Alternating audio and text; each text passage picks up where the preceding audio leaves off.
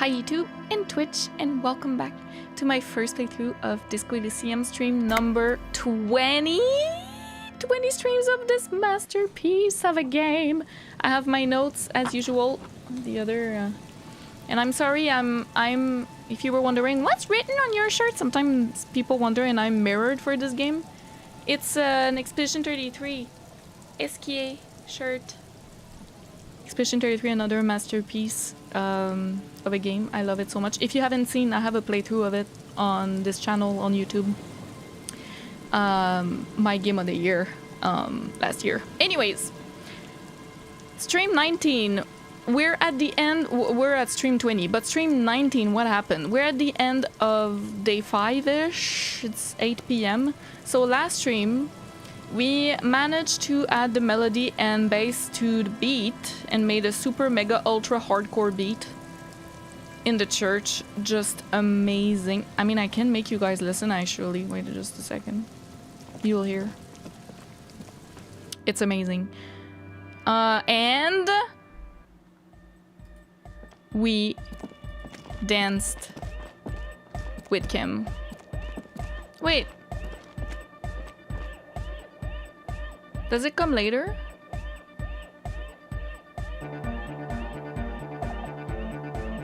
Was it always like that? Maybe it's a bit later. Anyways, we danced with Kim, which was the highlight of my week. And maybe this playthrough. Okay. Absolutely loved it. We talked with Shivers, aka La Revachelière, and like we talked with the city basically, and we won. Oh, that was crazy. We won the bro. There we go. Now we have it. That is the hardcore version. Now it just kicked in. Ultra mega hardcore to the mega. Here we go. That's what we danced on with Kim. We had the brow showdown with him, and we won. And we learned a secret about Kim. And the secret is he's a pothead. He used to smoke weed, which is incredible. I just love that so much. So today, what I want to do, maybe go back to Neha. I want to do the Precarious World thought while reading books, and I want to go see the trap near Trent, and then I want to get organized. I want to get communism going. Okay. So that's what we're gonna do today. Woo, woo, woo, woo. Diane is now welcome. Nice looking necklace. Thank you so much. Thank you, thank you. Hi Damatska, welcome. Hi Ratlier.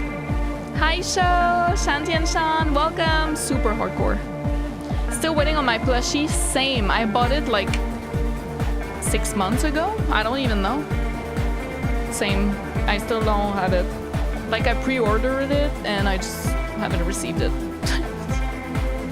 It's gonna take years. Revit, welcome. It's so good. Hi Ziltoid, welcome. Andre, welcome as well. Bring in some luck. Thank you. Always need it. We have to cut the music.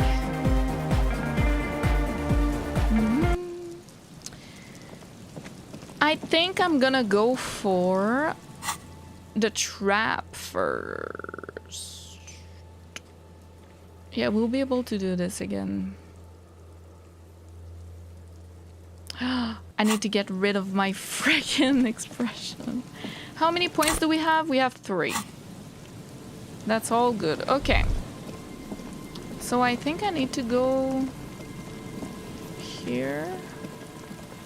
Now she's not gonna be there anymore, right? It's kind of sad a little bit. The pigs! Come on. I think maybe I need to go down. So if I go here... Oh, he's not here anymore. Interesting. he left. So I think it's supposed to be...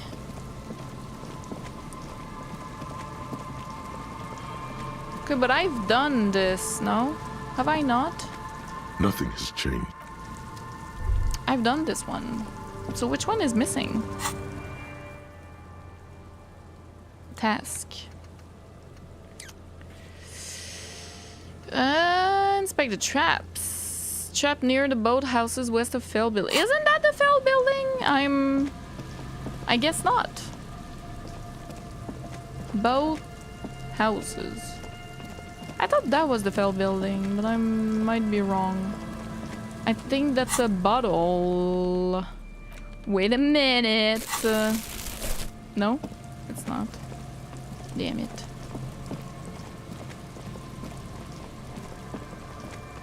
Aha! This one. It takes you a moment, yes, but finally you spot the last of Morell's we found traps. it. This one's partially obscured by the reeds. Hi D-Sig, welcome in. Behind you, a ruined residential building looms over the reeds, shielding them from the wind. They rustle confidentially, in tune with the pitter-patter of the rain. Shivers. When this district was booming, the reeds were kept at bay. Nothing obscured the freshly painted facades. Nowhere for drunks and adventurous teenagers to hide. Now only the wind blows. Reach for the trap. The trap feels light and silent as you pick it up. Something is different here. Look closer. No locust. Damn it. No phasmid either. But still, Immediately yell, it's empty! your voice echoes on the coast, carried by a gust of cold wind. I thought Kim would say something. Look closer still. So, it was eaten. Well, the bait worked on something. Yeah. This doesn't mean it was a reed monster, though. Unless you see one in there. I just see an empty trap. The netting is a little untidy, Oh my messier god. than the others. Like someone or something picked up the trap and shook it before dropping it back down on the ground.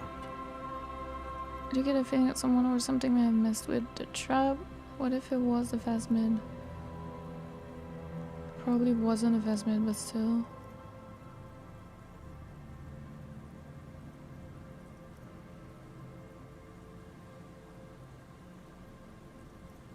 But what if it was the phasmid? What if it ate them and got out? Right. Anyway, that's for the cryptozoologists to figure out now. We're not cryptozoologists. We're cops. He doesn't believe in it. Damn it. Return to Morell. But he's not there though, that's the problem. Morell is not at the Whirling Inn. Well, maybe he will be now. I've seen this. A row of ghostly shades facing Yeah. a crumbling wall. With another So 7th cool. shade, a cold sea. I love this part. This part was beautiful. Come on. Okay. Well, well, well. Okay, we can't go this way. Is that what I'm understanding? Alright. We need to go around. We're doing good, D-Seg. I hope you're doing good as well. Hi, Ineris. Can we become the Crypto Cup? Maybe. I'm so many couple types right now. So I might be able...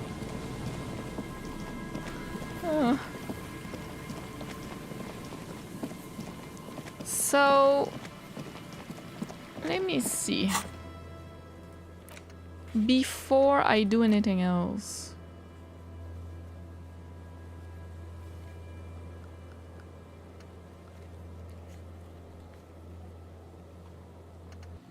If I read from now on until midnight, or maybe I just do it for 2 hours, go. I think that's what I'm gonna do. I'm trying to calculate right now. And then I can see everyone tomorrow. From places about the source of doom.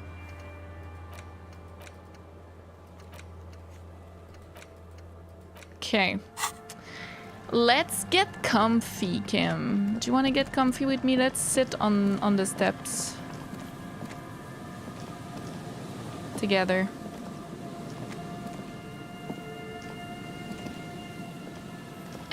I can't.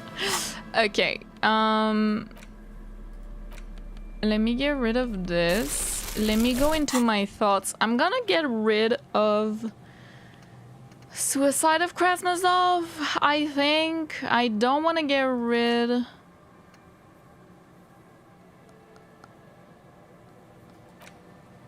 of any of these. I know I could get rid of... I could get rid of Mother Way South. I don't want to get rid of Homosexual Underground. I understand that it has no more bonuses for me, but I cannot get rid of it. You don't understand. I can't. I absolutely want to keep this because I feel like it's gonna come in handy later. This is foreshadowing for sure. I want to keep this because I'm a filthy communist. I want to keep this because this is the best thought in the whole game. This one we almost have.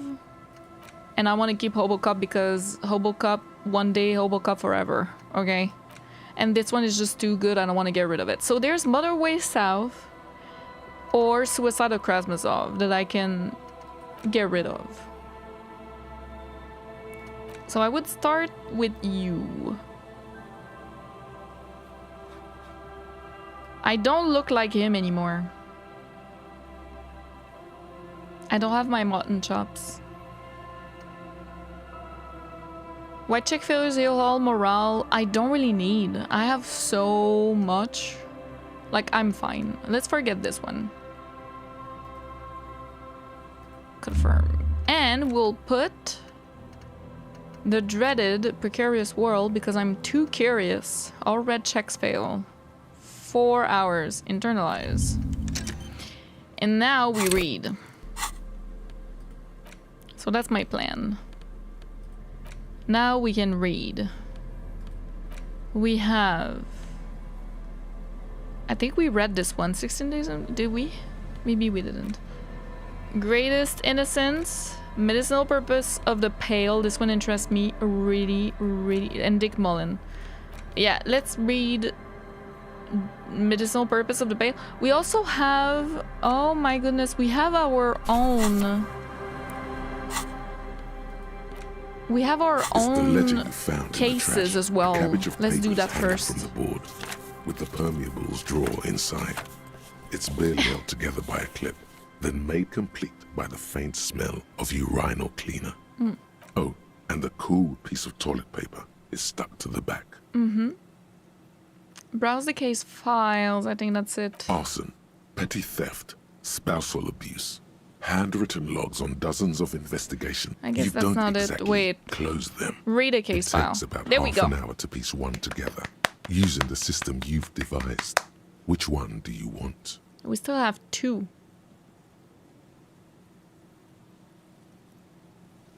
Yeah, we did the other 2. The next world, Morell, we did as well. Oh yeah, remember. The square bullet hole murders or murder at the hookup parlor. Murder. Tum tum tum. Tum tum tum. At the hookah parlor was a case originally assigned to an officer called Joseph Mills, who is now dead, of circumstances completely unconnected to murder at the hookah parlor. Dart Hedgehog, welcome. Alan, welcome. Uniqlo, welcome. Yes, we did like when we first got it. So at the beginning of the playthrough, I believe. Hi, Norik. Welcome back. How's everyone? Wait, how? Beaten to death by a throng of Villa-Lobos gang members when him and his partner J.M., only initials mentioned, answered a call one night. It's a sad story, and it isn't really represented in your case files. Stop stalling and get to the murder at the hookah parlor. So that's Jean, no? Right, Joseph Mills was on this case Joseph that Mills. he just couldn't solve. Never mind. Was doing it solo. Said it was a real nutcracker, a real brain twister. Was on it for, like, a month. The captain got impatient. Shit or get off the pot, Mills. Mills didn't get off the pot. Not yet.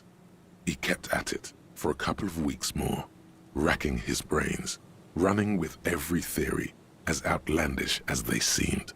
Still couldn't solve the murder at the hookah parlor. Tough case, he said. Toughest he's ever had.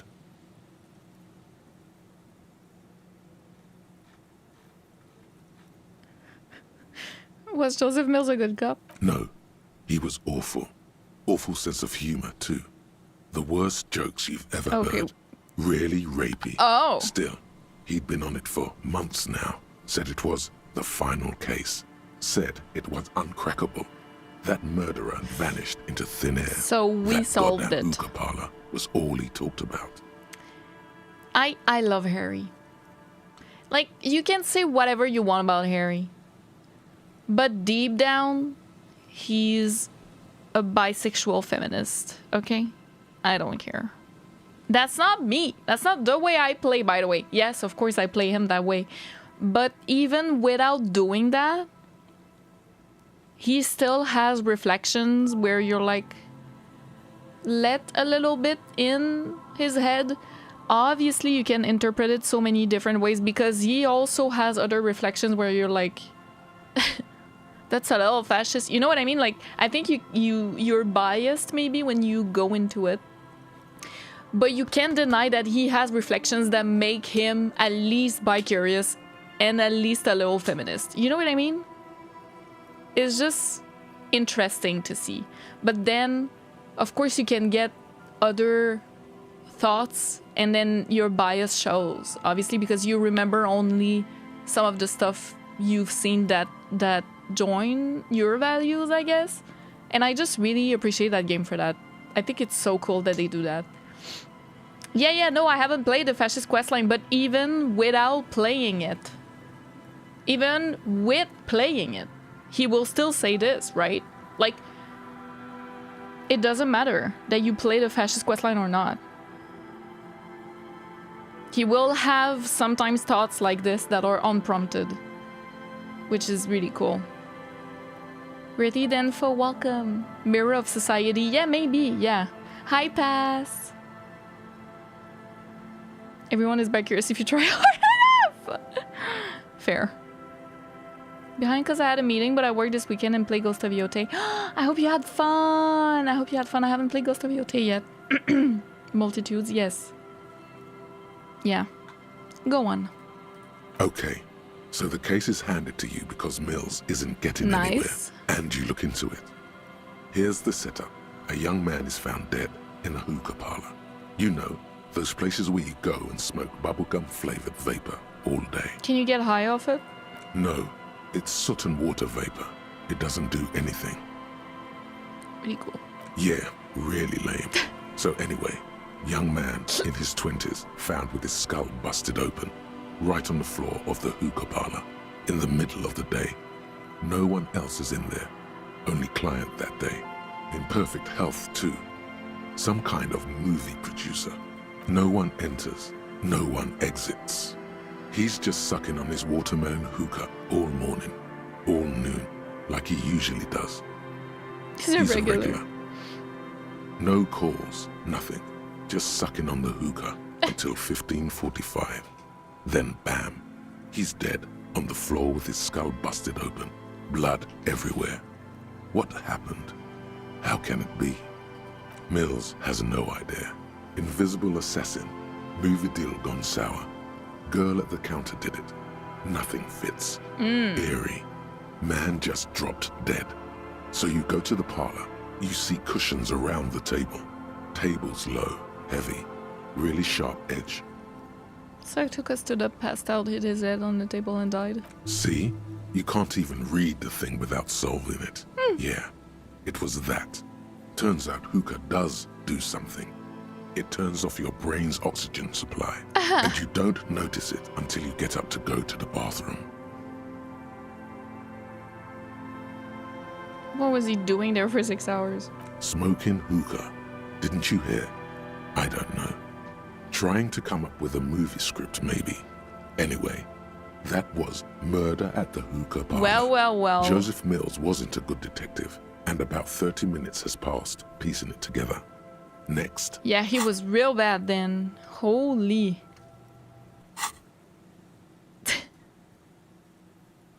Hi, Edward.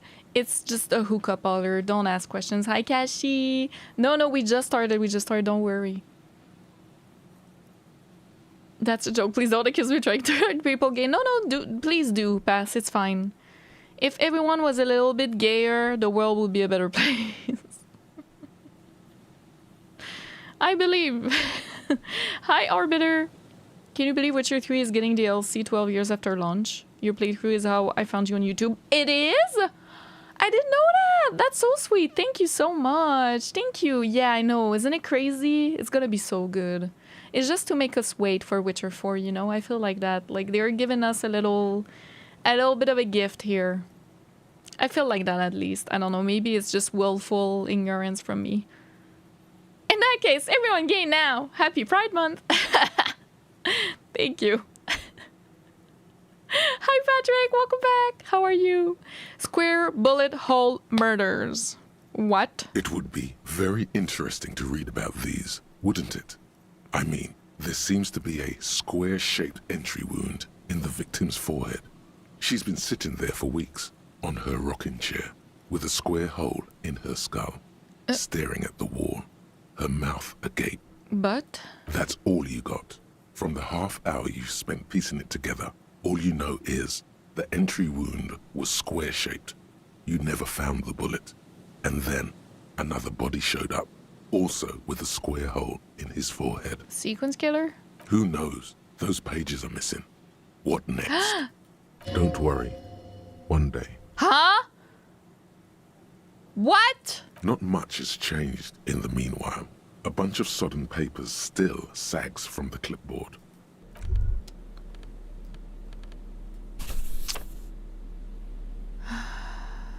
Do you want to smoke one with me? I'm gonna lose health. It's not worth. Oh no. Okay, I want to learn more about the pale. Medicinal purposes of the Pale. The cover of this heavy tome features a number of esoteric symbols. Witcher 4 is like 3 years away, maybe. Hi, Asham and Talu, welcome back. Maybe, but at least we can play the DLC for 3 years. Flimbo Flam, welcome! CD Projekt Red is just leading into Witcher 4, maybe because of different endings. Maybe. Yeah, that's fair. Mucker 2, welcome. Hello, hello.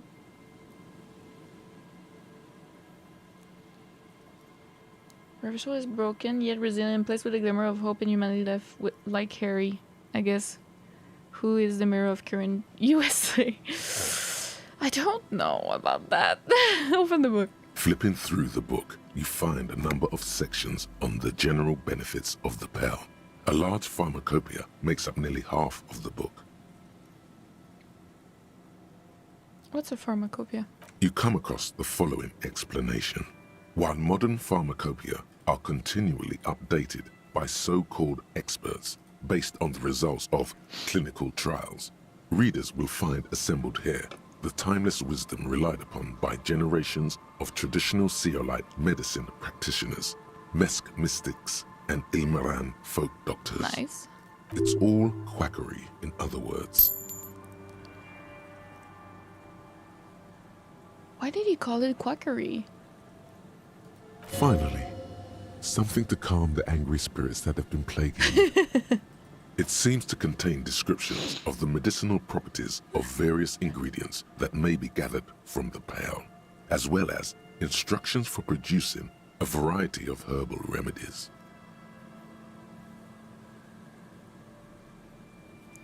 Is there anything in there about restoring lost memories? There are a number of Seolite tonics that promise to improve your short-term memory, but nothing that speaks to your condition.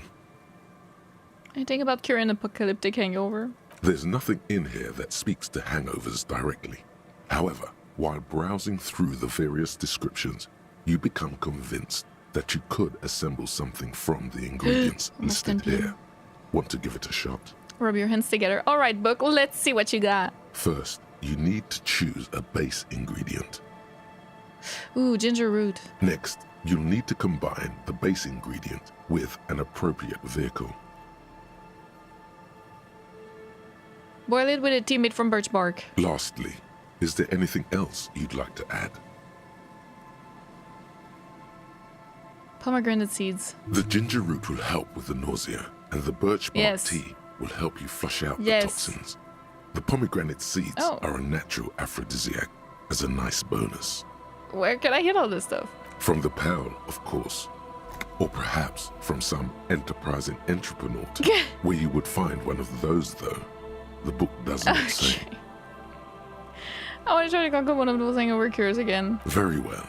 Sprig of fresh mint. Next, you'll need to combine the base ingredient with paste with some aloe vera. Lastly, is there anything wild else ginseng root. The ginger root will help with the nausea, and the birch bark tea will help you flush out the toxins. The ginseng should give you more energy as a nice bonus. That's not what I chose! Back to work. You close the book and find yourself staring at the familiar cover. Flipping through the book, you find just want some general health advice. Have you taken any walks through the Pale recently? Twice a week. And on your walks, do you stop to meditate on the nature of your being? Totally, every time. Good. And when you meditate, are you in the nude? What? No. Nudity is the most important part of the many ways modern society prevents our true selves from manifesting. Oh, it's late. We need to go. May be the most repressive. You probably can't even take off your pants, can you? Nor should you. Nudity is shameful. No officer of the law should ever be called sans pantalones. I could, but Kim's here. Your partner is even more repressed than you are. It would do you both a world of good to spend a little more time getting in touch with your bodies. And with each other's body as well. You glance over at the lieutenant, who is standing, as usual, with his hands neatly folded behind his back. What he's thinking about, if he's thinking about anything at all, is absolutely opaque to you. I love this game.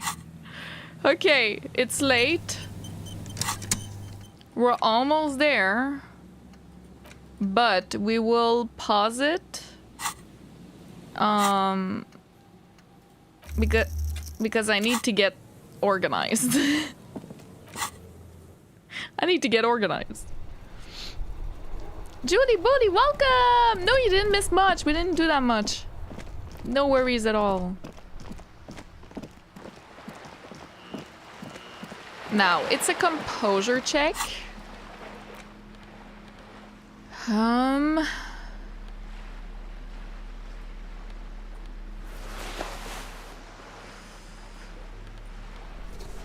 Hell yeah. Oh, why is that here?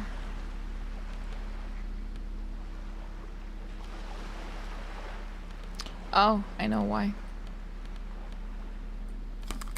It's because usually I wear these.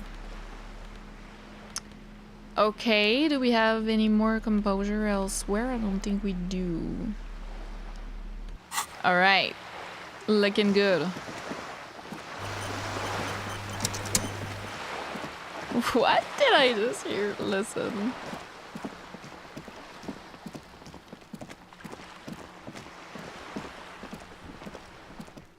Is your character the hunky guy with a handlebar mustache? Yes. But he doesn't have it anymore, as you can see. But yes.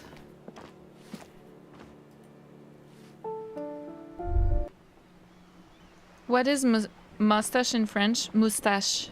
Yeah, it's the same. Moustache. Hi, Cindy! Hello again, officer. I thought she had something to say. Sincere Mercy, welcome!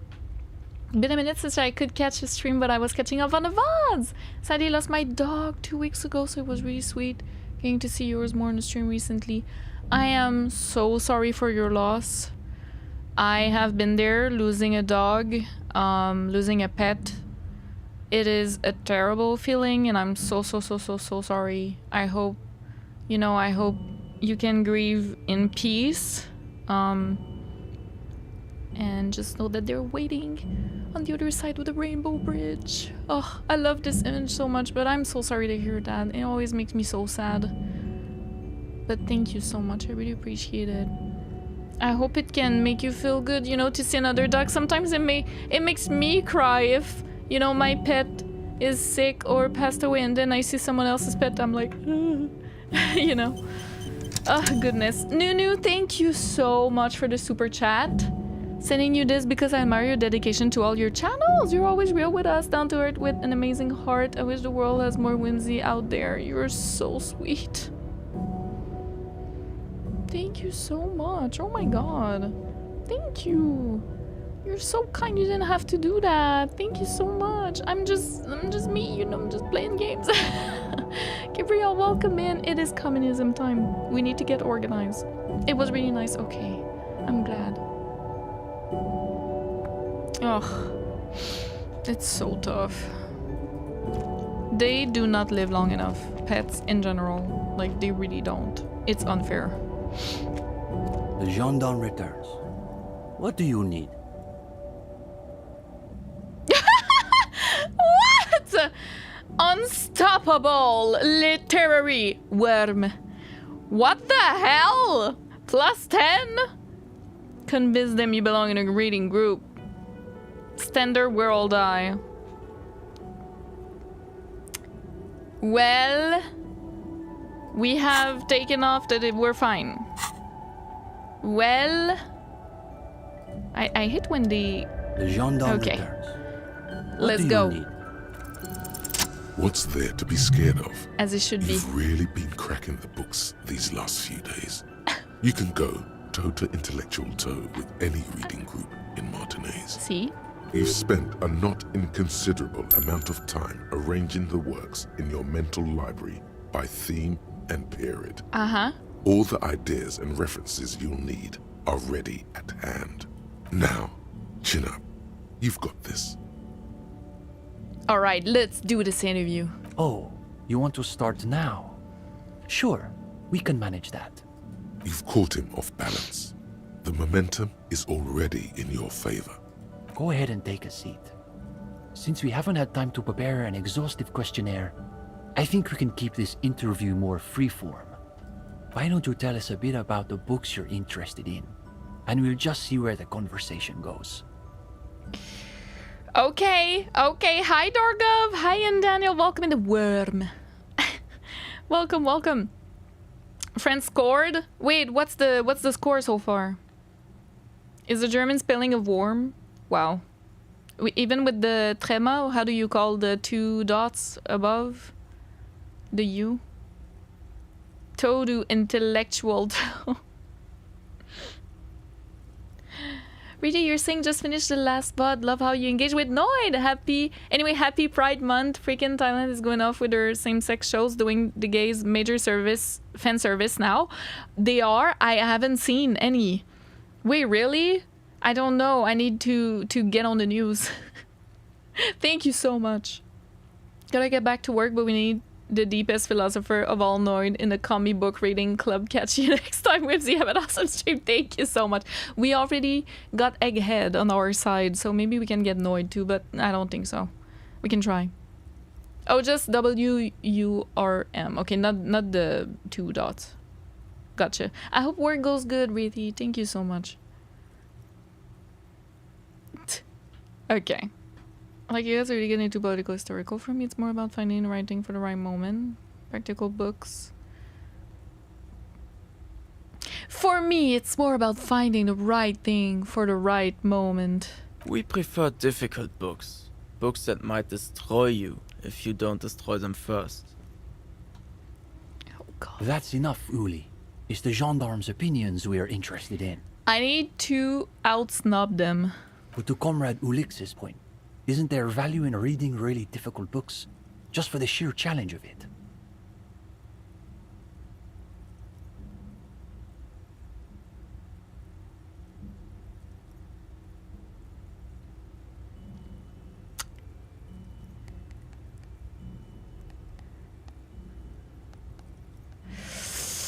Oh, I like both of these answers. Shit.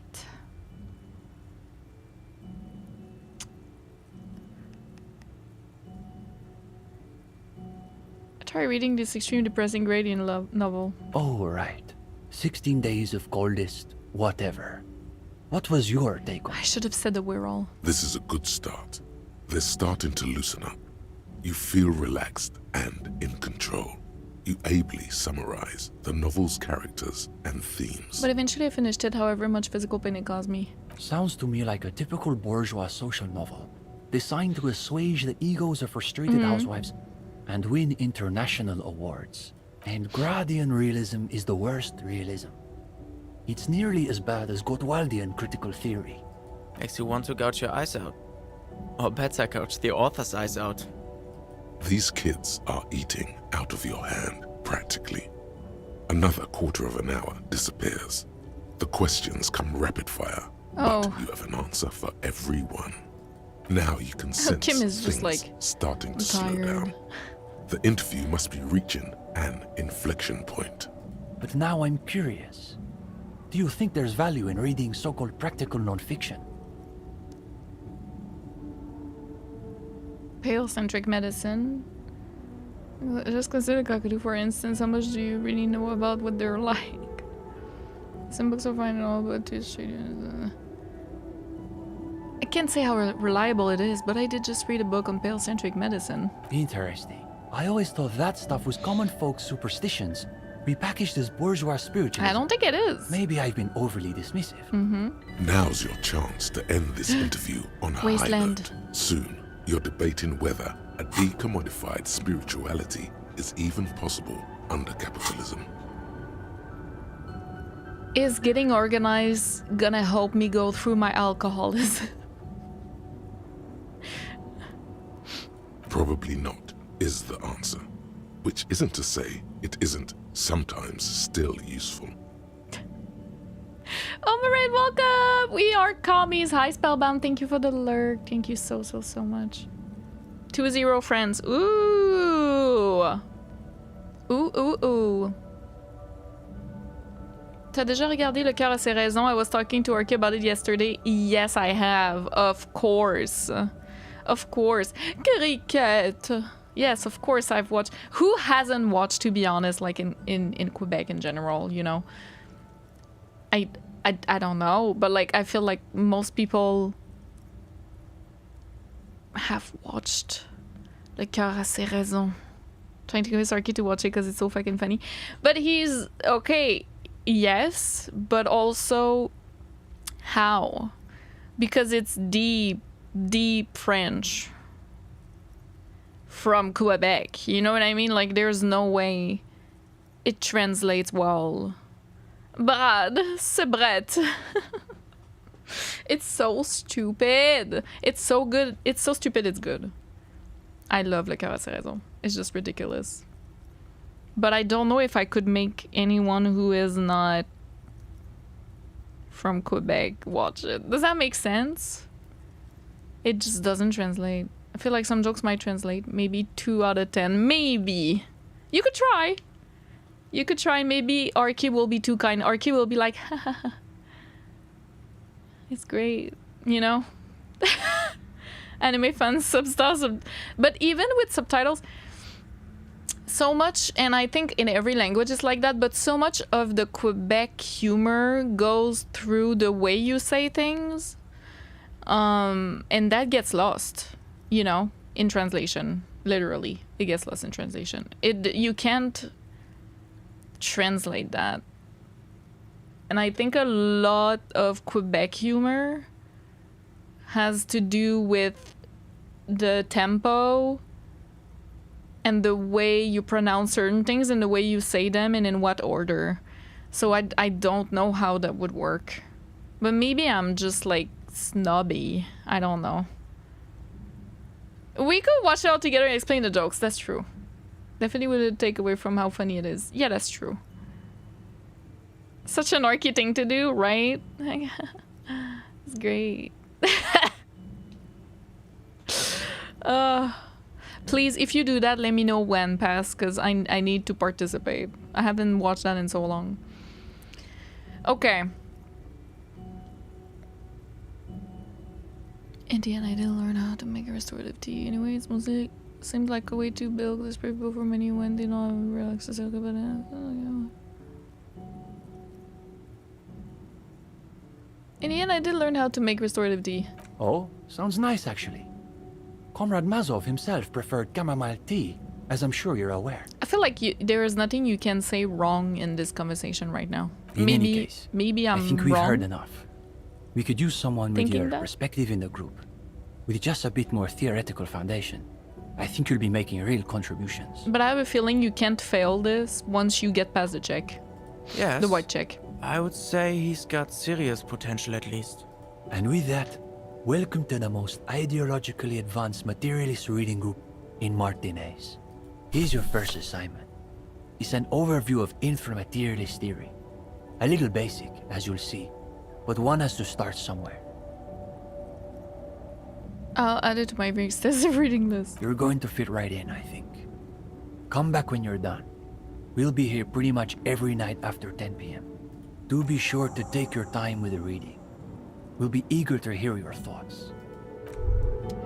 Lord. Wasteland of reality. Here we go.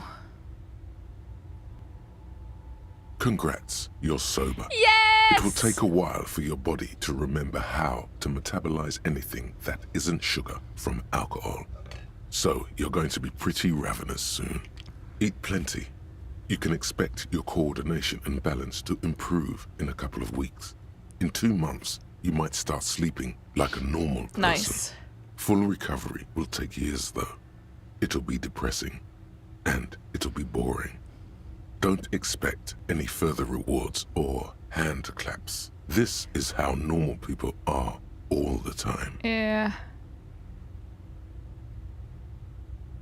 Oh my god. -12 physical instrument insomnia. -1 in Lena by sober. -1 suggestion. Boring. +1 psyche.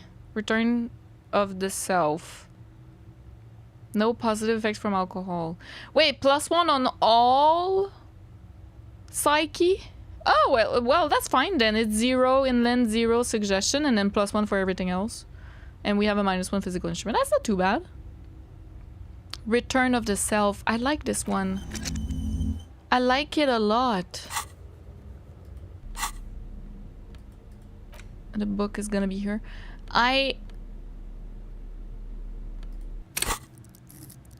+1 in all these?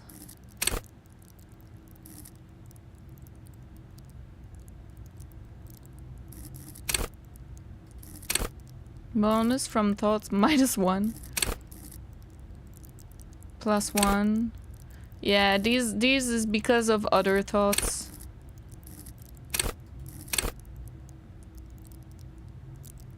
I thought I would get a +1 volition. Oh, okay, no, it's a +1 psyche where you can put more points. I think I misunderstood.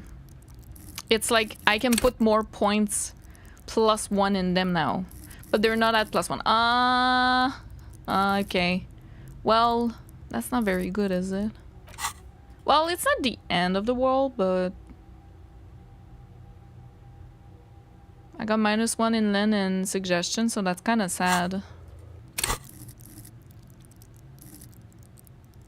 I can put a shit ton of points in them now, though.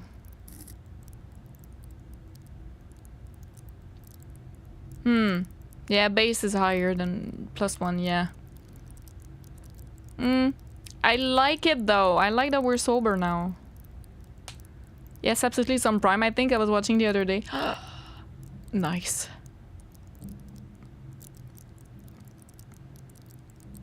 Hi, Fritz. Hi, Stasha Demsky, welcome. Yeah, base stat, yeah. Yeah, I misunderstood at first. It's not very well explained, but I got there. Okay, well... Let me grab... you again. Precarious World. Let me read, since we're here.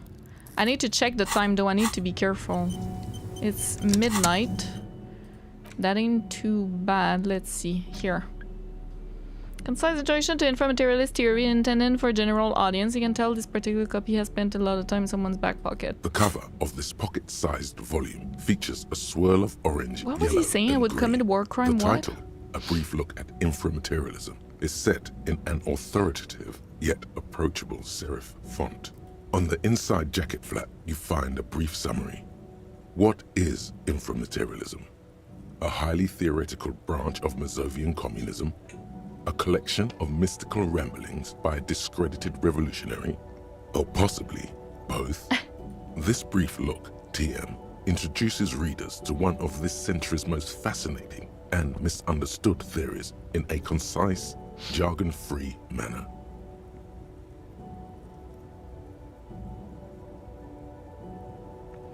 Feels like kid stuff. Is there any slightly longer Glenn's TM series? The back of the book contains 4 or 5 pages of primary and secondary sources, but you need access to a university library to find most of them.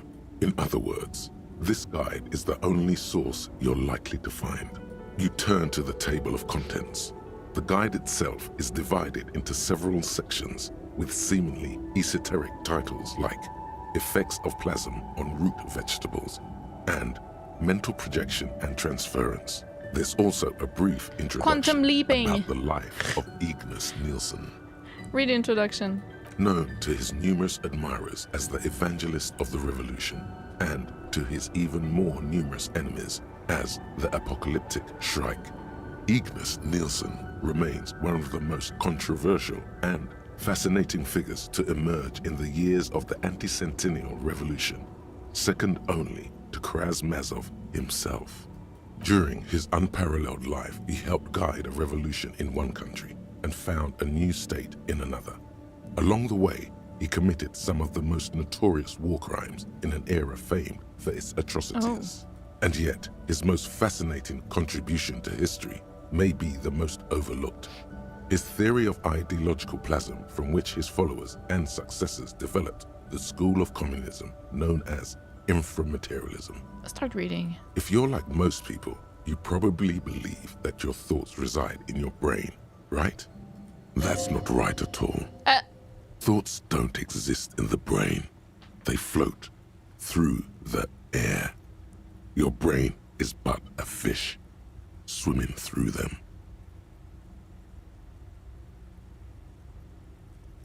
I always thought I swam through them. Very interesting. And not so far removed from Ignis Nielsen's own theories. As Mazov's devoted comrade and leading theoretician, Nielsen was responsible for developing much of the intellectual foundation of communism. But his interests and speculations were famously wide-ranging. During his final years in exile, he produced, among other things, an early guide to home brewing, instructions for raising revolutionary children, plans for a universal pictographic language, and a detailed materialist critique of Dolores Day's Chess strategy? But one subject he returned to time and time again was the fundamental relationship between thoughts and matter. We may yet discover, he wrote in his notebooks, that under certain exceptional circumstances, the proletariat's embrace of historical materialism may be so fervent that their beliefs take form in the world of matter as a kind of revolutionary plasm. Can you put that in slightly more basic terms? Certainly. In essence, Nielsen is arguing that thoughts don't just reside inside the brain, they radiate outward from it. According to this idea, the brain is an ideological transponder, constantly emitting waves of highly politicized energy, which Nielsen called plasm. Whoa. Whoa is right. What's more, Nielsen speculated that this plasm, when it becomes powerful enough, might begin to influence the material reality surrounding it. Hence the name, Okay. inframaterialism. Unfortunately, Nielsen passed away before he was able to develop these initial ideas. It's just into a visualization, full-fledged manifestation, and theory. quantum leaping. That work was left That's what to it is. subsequent This generations of communist theorists. Building on Nielsen's basic insight, these theorists reached a startling conclusion: that a sufficiently revolutionary state might begin to exhibit certain fundamental extra physical effects based on the amount of plasm generated by its citizens. Your base stat is now 6. Doesn't count your base going up as a bonus from thought, so it is effectively +1 and +1 to max? Are you sure? Serenity, welcome! Daniel Hancock, welcome by the way. For some Samarizan coffee, I think. Wait, what do you mean? Can we need to go to university and read critical theories for the case? Imagine. Should have played... Dolores should have played 1e4. Viving Beaver, welcome. Fanny, I can tweet my way into Revolution. Thank you, in for materialism. You'll sound very, very proper.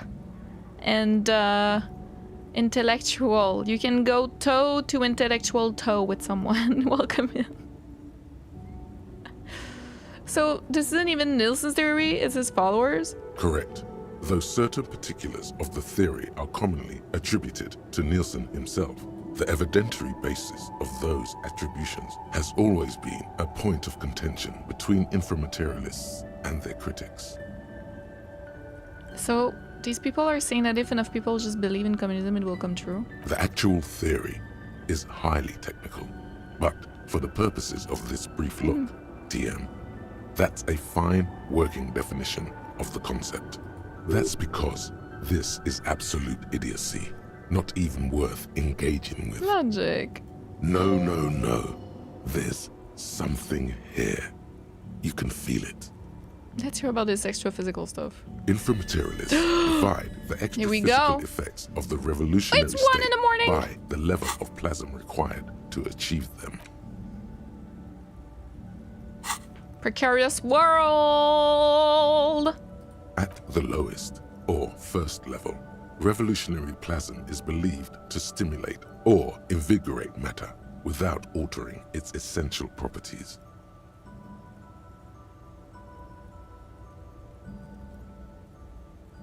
Sounds like the business with the turnips. Precisely, though plasm does more than increase vegetable yields. It may also influence the physiology of revolutionaries themselves. It's also been postulated that plasm may account for the remarkably full and manly facial hair observed on some communist males. Oh. Shorter bear chin. Your hand feels clammy against your bare chin. Oh. You wipe it along the back of the book and keep reading. Of course, inframaterialists argue that revolutionary plasm may stimulate human physiology in other ways as well. In fact, reports from the revolutionary period claim that the most radically devoted communards were able to engage in This is gonna be vigorous electrochemistry. intercourse for up to 8 hours 8. at a time. 8. 8 hours? There's no way. Your equipment would be mashed to jelly. No wonder the communards couldn't shoot straight. They were too shagged out. And on that note, you feel like you've gotten the general idea of inframaterialism, enough to carry on a basic conversation at least. But if you'd like to go even deeper into some of the more speculative aspects of the theory, you could always read further. The book fits quite snugly into your palm. I can't. It would also fit comfortably into a jacket pocket. I would, but I can't right now. I could come back another day. The Precarious World. How not to lose. It is impossible not to. The world is balanced on the edge of a knife. It's a game of frayed nerves. You're pushed on by numbers and punitive measures, pain, rejection, and unpaid bills. You can either play, or you can crawl under a boat and waste away. Turn into salt, or a flock of seagulls. Your enemies would love that. Or you can fight. The only way to load the dice is to keep on fighting. Critical success and failure thresholds lowered by 1. So 6-6 is a critical success, so now a 6-5 or a 5-6 would also be a critical success. And vice versa, 1-1 is a critical fail, so 1-2 and 2-1 would also be a fail. Am I understanding this right? So it doesn't change much. Actually, it's kind of bad for me because, let me think about this. I often have 97, well, not that often. I sometimes have 97% because I have like the points. The only reason why I'm not at 100% is because I can catch the 1-1 critical failure. So here, that would, so basically on every roll that I have the points for, it would hinder me because now I have more chances or more risk rather to fail. But for rolls that I don't have the points, I have a choice, I have a chance to maybe get a critical success with like a 5-6.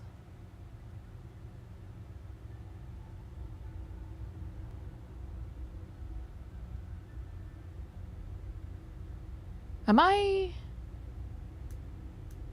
So it's not really good. Like, it's not a good thing. It hinders me more than it helps me. In like basically any situation. It means 2 and 3 critical fail, 11 and 12 critical succeed. So that's how I understood it too. Lane Wakura, welcome in.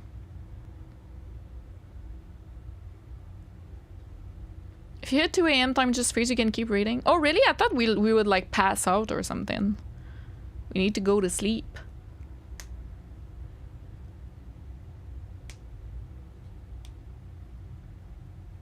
Hi Cramelina, welcome.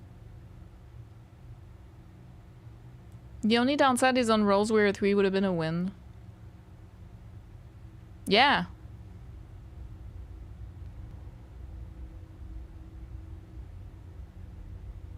No, if you couldn't critically fail anymore, that would be insane. That would be so good, but I don't think that's the case. The math behind this doesn't seem beneficial to me. No, yeah. Because at this point of the game, you have a lot of points in your skills. So you don't really need this. Like, this would be good at the very beginning of the game. At the very, very, very beginning of the game, sure. Yeah. But now, I don't think it's really good.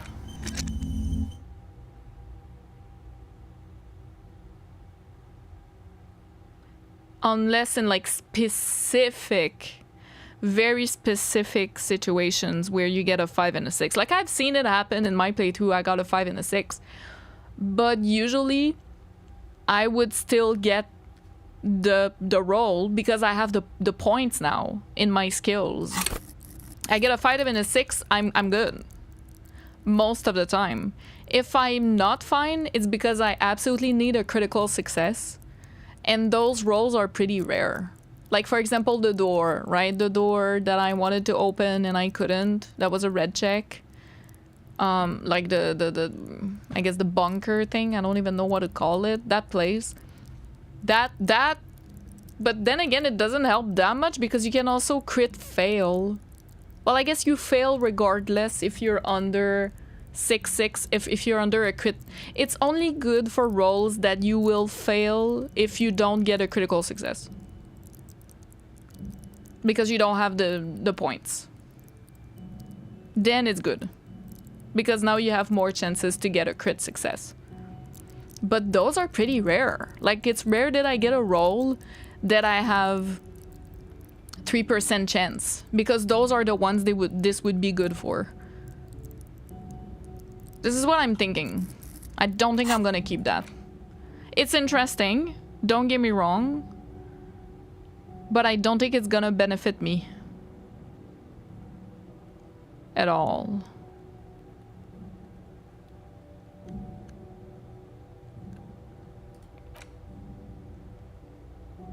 I'd rather have hardcore aesthetic. Or remote viewers division.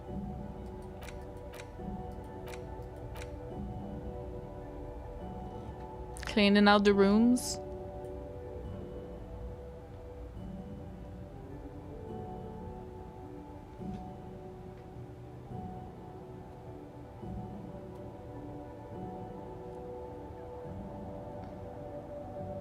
Is Altap, did I say hi? Oral Liberator, Precarious World, fortunately, despite its RP value, is objectively a bad thought. But even RP-wise... I mean, okay. Never mind. I love the meta commentary on it, if that makes sense. Because this is the only thought... Well, I'm not prepared to say it's the only one. It is one of those thoughts where you really look at the game through a gaming lens. Because they're talking about like dices and numbers and maths, basically. Like the game itself is recognizing that you're playing with dice. You know what I mean? So that's pretty cool. But apart from that, I mean, RP-wise even, I don't know if I... You know? Okay, you guys... Okay. We have... Remote Viewers Division, Hardcore Aesthetic, or Clean Out the Rooms that I'm interested in. I will replace Precarious World with one of those. You guys write 1 in the chat if you want Remote Viewers Division. 2 in the chat if you want Hardcore Aesthetic, and 3 if you want Cleaning Out the Rooms. And then we'll decide. Because I don't know. I genuinely don't know which one There's also Apocalypse, which is kind of funny. Jamrock Shuffle. I want all of them, that's the problem. Contact Mike? Maybe. I'm okay, but my dog was a little touch and go. She had a severe allergic reaction with something, but she's okay again. Oh my god. I'm so sorry to hear that. That's so scary. Do you know what she's allergic to? Oh. Goodness, I hope she's okay now. 4! 4 is nothing! Hi, Ibrahim. Annie. Jellyfish, hello.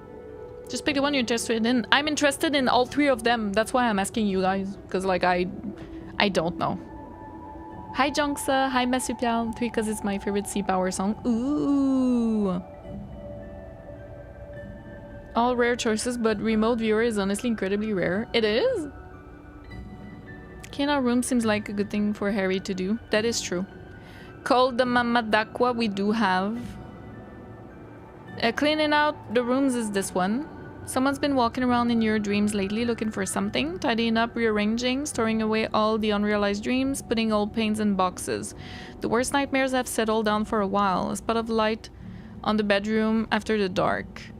The fluttering of eyelids in the spring sun. A thought that arises only to disappear again, and yet there's a pattern emerging. We have no research bonus or whatever. I'm sure I'm down for clean out the rooms. I think you guys want this one most. I'm down for anything, like.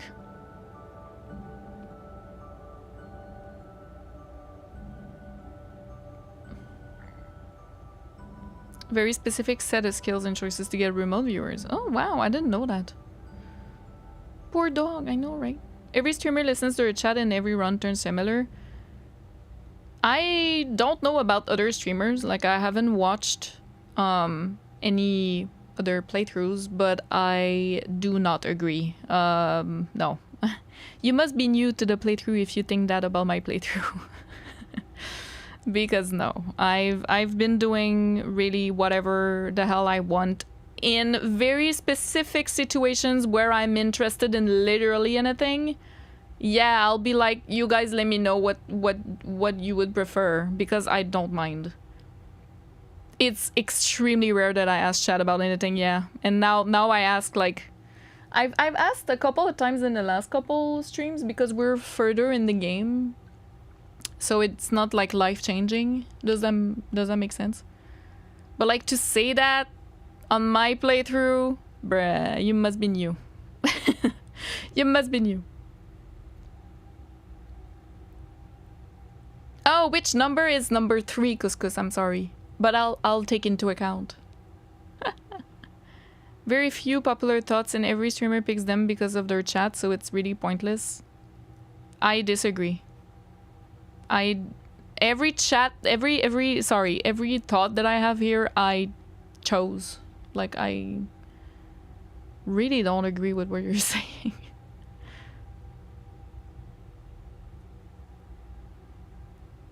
We sadly don't know, but thankfully she's on meds now, so it gives me time to find out. Oh, okay, thank God, my goodness. That's so scary. Hi, Kuro, welcome. I do need food. Yeah, please go ahead. Thank you so much. Thank you for the lurk and the raid. Certified Disco Elysium playthrough connoisseur. This has been a very unique playthrough so far. Oh, thank you so much. That's very kind. I see, should have assumed. No worries, Jellyfish. No worries at all. No, it's okay. Sorry, maybe I came a little too strong here. I'm sorry. No, it's fine. Commanded with the Revolutionary Department. Okay, so yeah, I'm down. Like I said, honestly, if I could, I would get them all. Okay, but I can't. I can't because I can't get rid of some of them. You know, everyone wants me to get rid of homosexual and I will not. I will keep it until the end of the playthrough, okay? But this one in Motorway South I really love. Like, I deeply love the explanation, but maybe I could take away. It's hard. It is really hard to get rid. I could get rid of Wasteland. I could, because do I need to be at 6 psyche? Like, I don't think so. But I do appreciate that we're sober now. For the RP reasons, I would keep it. Yeah, let's get rid of Precarious World.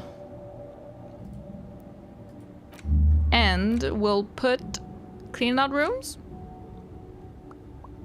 Or hardcore aesthetic. Clean out rooms. Rainbow Viewers Division. Clean out rooms.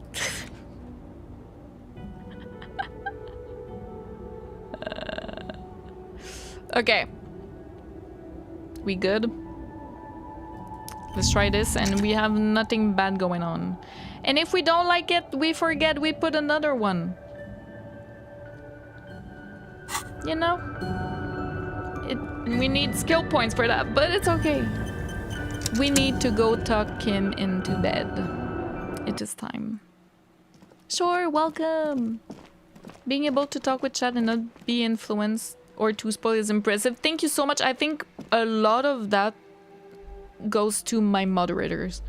My moderators did do an amazing job. Sorry, I can't speak. For this playthrough. If it wasn't for my moderators, I would have been spoiled like 10 times over. So really, and I would have been a lot more, I guess, influenced with a shit ton of backseating, especially at the beginning of the game. We were a lot more strict on the no backseating, and that was perfect because I didn't want help. And I think that made me play however I wanted to play.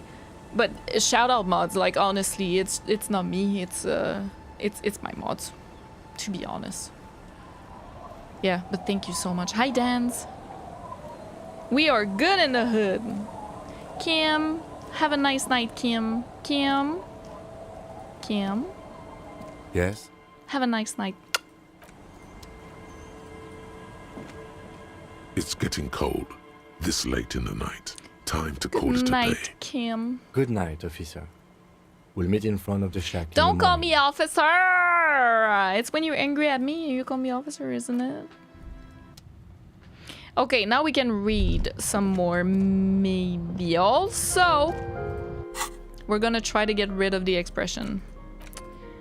So let me see what I can do about this. It should be electrochemistry.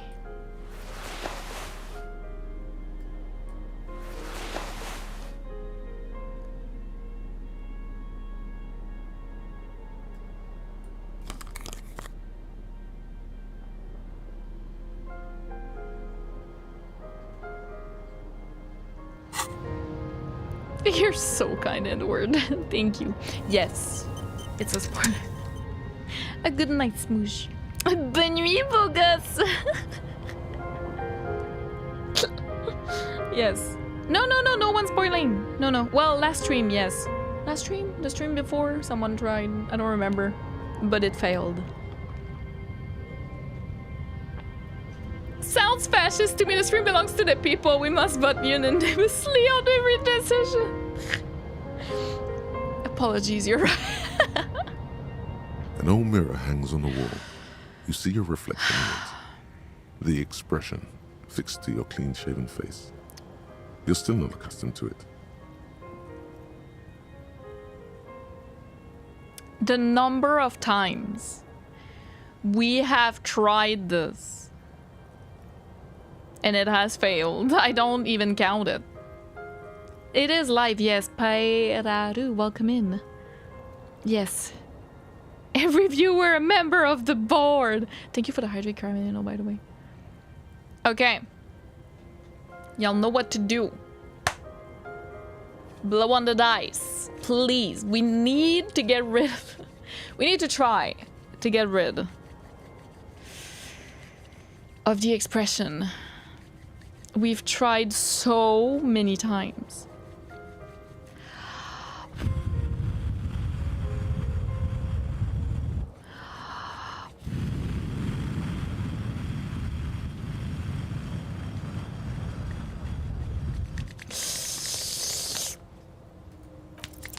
Still not happening.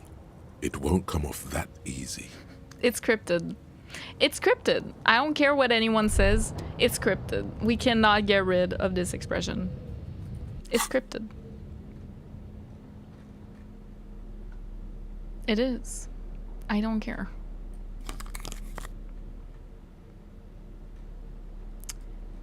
We need to get naked. Accept the tie. Oh my god, oh my god, oh my god, accept the tie, sorry.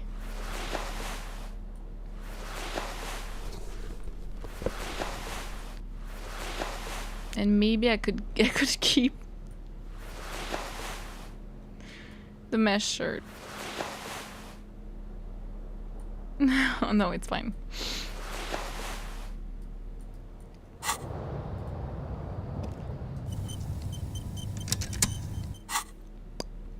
Electro cruelty. Sushi Milk, welcome. Haven't blown this art since Sydney Mardi Gras 2025. What? Honestly, you want to lose the expression? Yes! We are turning on a new page. The expression wants to stay. Some chat wasn't blowing hard enough. They want me to keep... They want me to keep the expression, huh? Hi, Gladius. Welcome. First, we get rid of the expression, then we remove the toilet paper from the ledger, and then what? Forever uncle? No, I'm keeping the... Can you even remove it? I'm keeping the toilet paper. It adds art. I have an actual art degree. You know?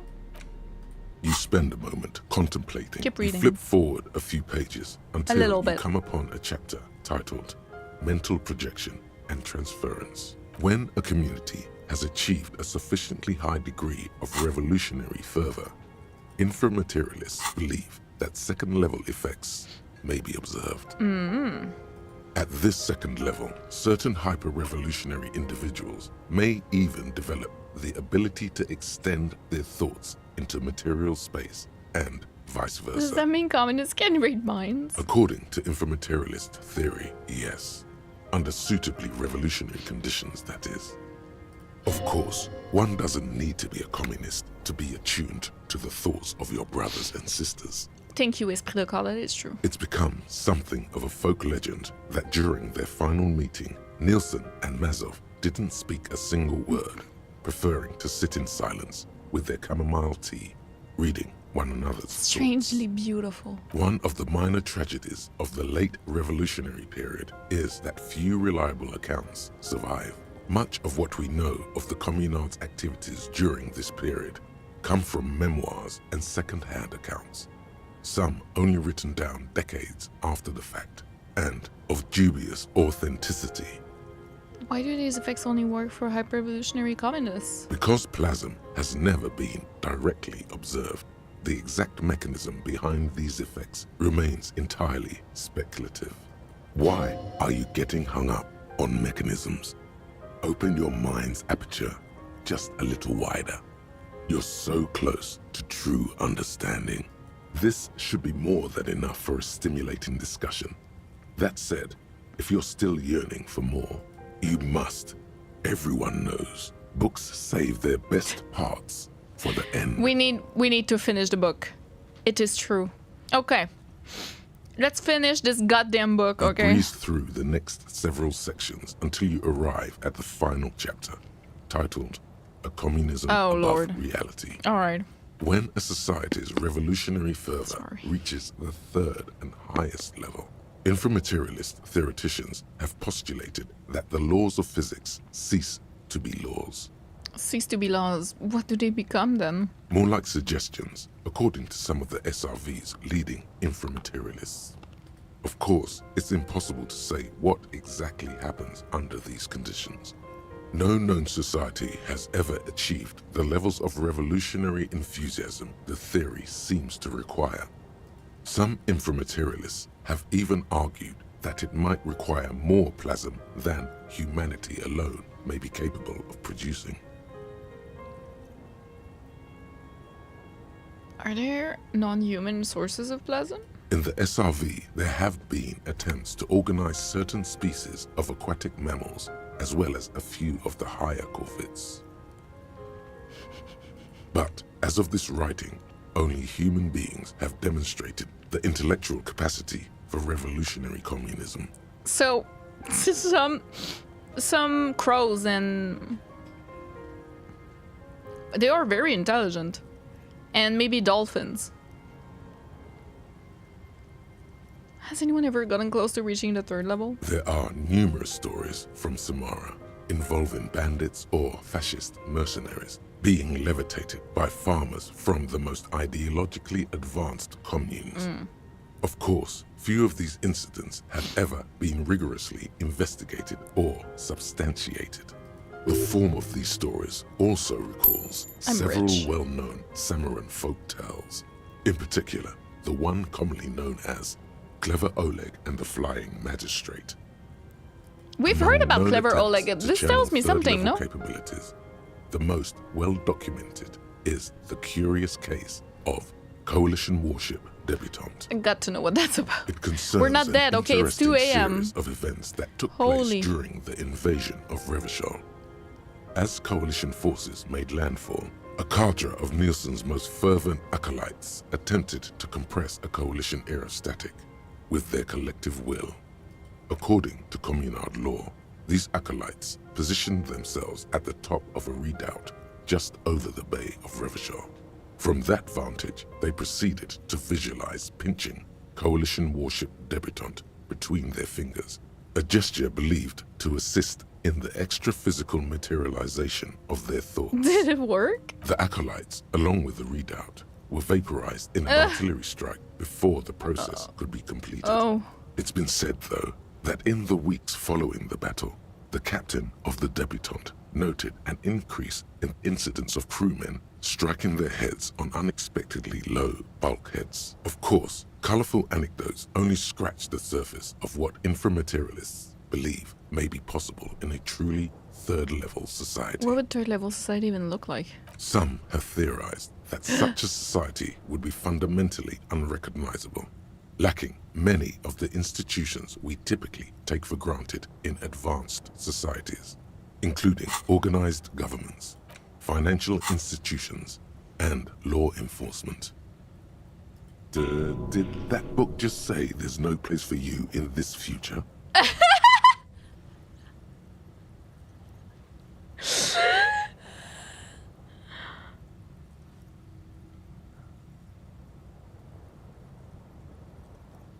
This sounds like a seditious fantasy. How can they allow books like this in print? Authority, come on now. Your fascism is showing. Others have argued that people living under third-level conditions will be immune to such infirmities as hunger, disease, and mental illness. In some of his later writings, Nielsen himself speculated about the potential for an extra-physical architecture that disregards the laws of bourgeois physics and instead relies on the revolutionary faith of the people for structural integrity. Bourgeois physics is not something I thought I would ever hear in my life. But it makes sense. I just never heard that before. Bourgeois physics. Dolphin communism, yes. Cross our comrades. Absolutely. Mr. Zreg, welcome! Just enter. Why is Harry naked? Because he's about to go to sleep, but he's just doing a little bit of reading before going to bed, you know. Hi, Burks, welcome. Living your playthrough, been getting up the VODs. Thank you so much. That's so kind. Thank you. Cannon Terrace, welcome. Ideas seems to be paralleling Lysenkoism from Soviet Union. I don't know. I've never heard that before. This game. Bought a huge bag of mini eggs from Costco back around Easter. I still have it. Ugh. It's so good.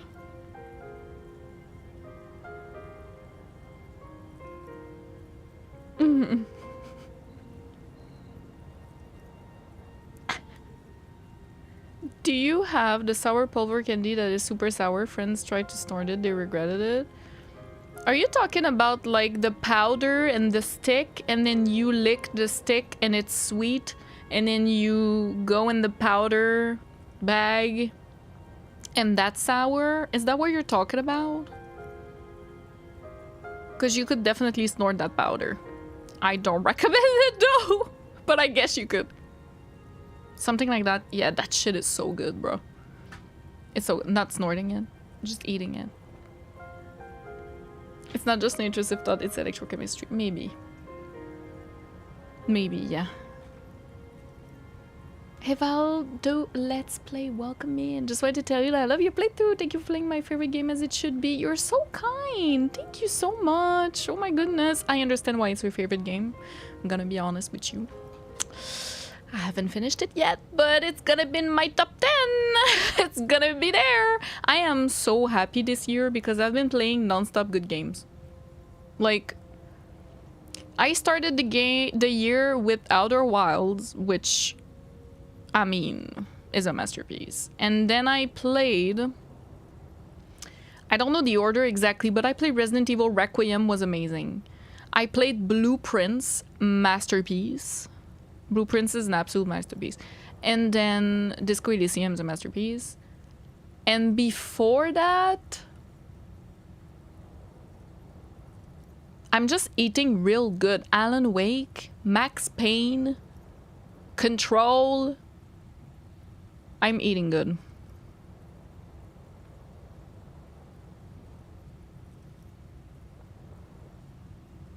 Don't snort any powder unless directed by a doctor. Yes.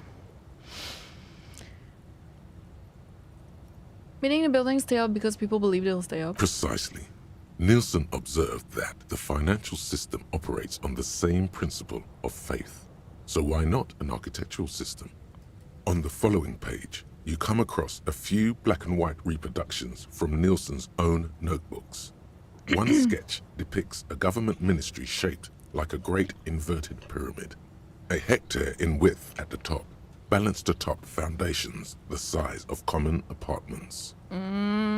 Another depicts a leaning tower wrapped in a dramatic helix. The caption beneath it reads, "The Tower of History." What if the people stop believing in a building collapse? In the corner of one of the reproduced notebook pages, Fair you question. can make out the following words, written in Nielsen's distinctive slashing script.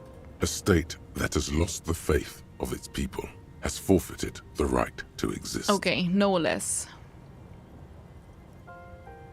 Plausible or not, there's something beautiful about this idea. Is there any more? There is no more. You've reached the outer theoretical limits of communism. We did And it, comrades. in less than 200 pages. If you'd like to read further, may we recommend a brief look at Occidental architecture? The burn. You've reached the outer theoretical limits of communism. and in less than 200 pages. Only communists could write this. Do you know what I mean? You can tell. You can tell. That's roasting at its finest. Bagoman, welcome. Do you have calendar for YouTube uploads? I'm loving Remedy videos. I do! I do. Every week I post a new weekly schedule. Like on Saturdays or Sundays I post it. It's on my main channel though, not this YouTube channel. Not the Whimsical Archive.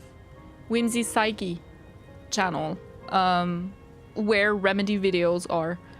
Yes, I do. It's in the post tab. Posts. Hi, Spoonia.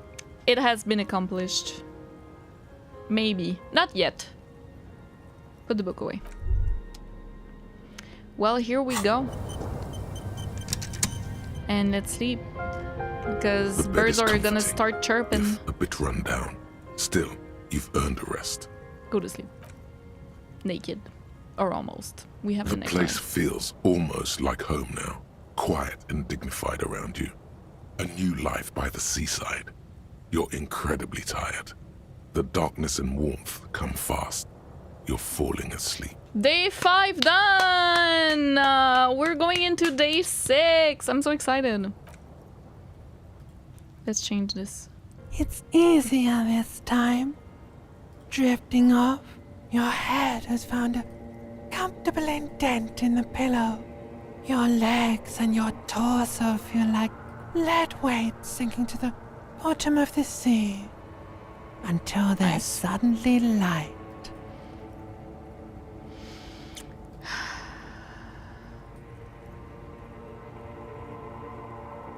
This respite. You've earned it, brother. Thank you. Bask in the darkness. Oh, Lord. Let it swallow you up and swivel you around while you forget everything you've managed to remember.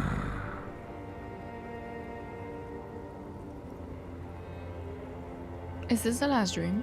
No, this is the one before that. We'll just keep cycling it for you if you don't mind. As long as we can. Spin it like black yarn. Enjoy it while it lasts. Thank you, darkness. Thank you. You're welcome, Harry boy. You earned it. Wow, falling too deep on it to sleep. After centuries of darkness, the alarm rings. But what's this? Wow. You actually feel rested.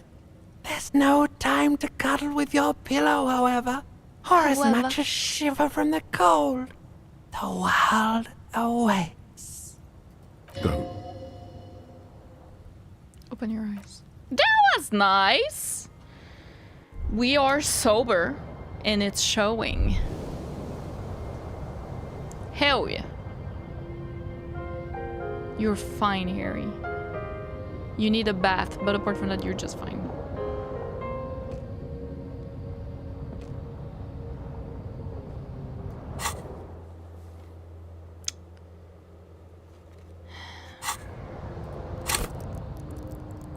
We almost have a... Okay.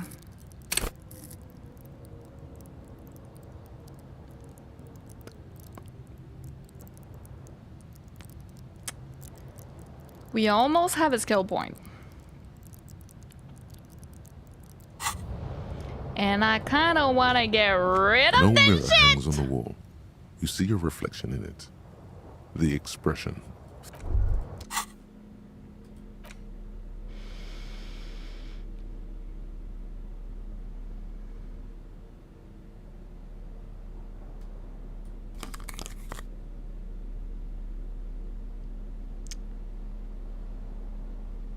You know what I mean?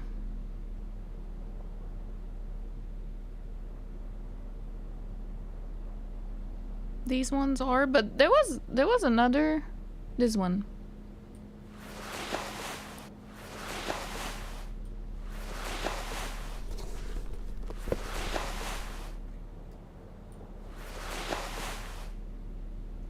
Encyclopedia check is locked. And I don't want to put in a point in encyclopedia. You know what I mean? I already have 2. So I would put 1 in electrochemistry maybe.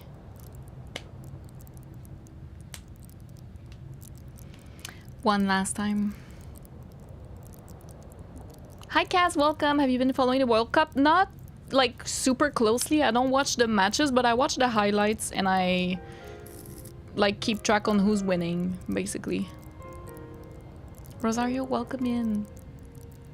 Constructivist architects in Soviet Union, really?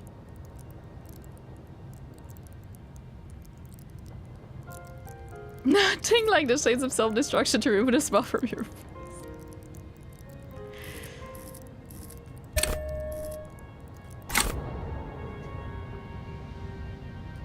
An old mirror hangs on the wall. You see your reflection in it. The expression fixed to your clean-shaven face. You're still not accustomed to it. I'm a new man. Okay. I slept well. I'm sober. I'm cleaning out the rooms currently. It is time. Blow on the dice. We ball. Living seeing so many people from different cultures having fun together. Same. I love that too.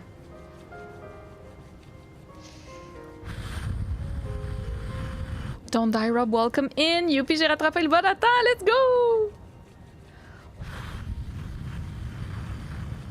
Attempt to stop the expression from happening. It's like something snaps in you. A nerve ending. A thought. A sadness. Your face in the mirror is suddenly clean of the layer that had distorted it for God knows how long. Oh my god. Just like that, it's over. The running gag that your life had become. A sad old man looks back at you. It's okay, we're turning on a new leaf. It's okay. I unscripted it. It had to happen on day 6. He's fine.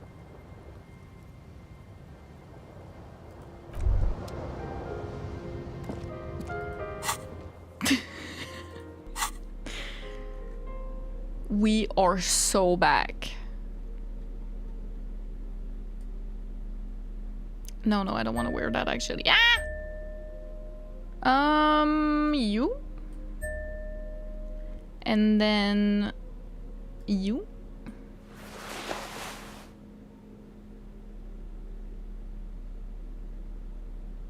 I think that's it.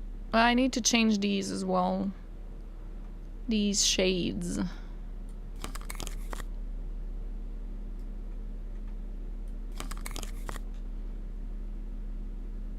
And that's it. Maybe Kim will have something to say. Now we can be serious with Kim together.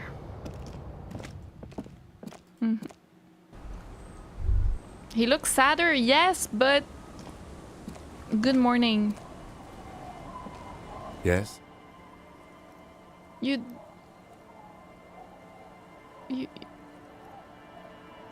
What about me? Good. You don't notice my face? I'm changing in front of your very eyes, Kim. And you don't notice me, senpai? Well... Alright then. We need to go talk to Evrart. I actually really want to do that.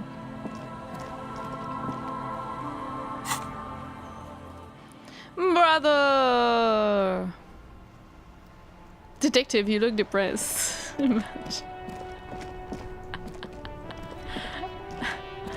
It could have been. How you doing, dude? Looking for something odd?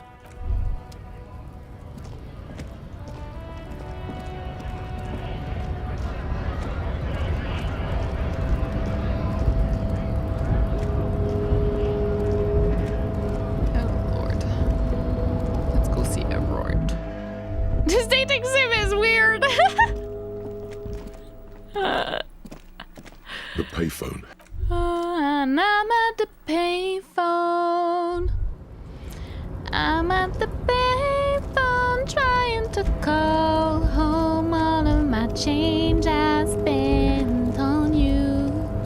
Where are the times gone, baby? It's all wrong. Where are the plans we made for two?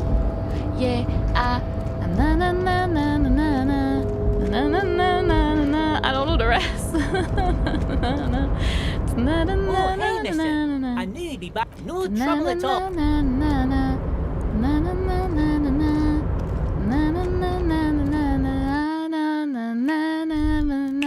You turn on the light.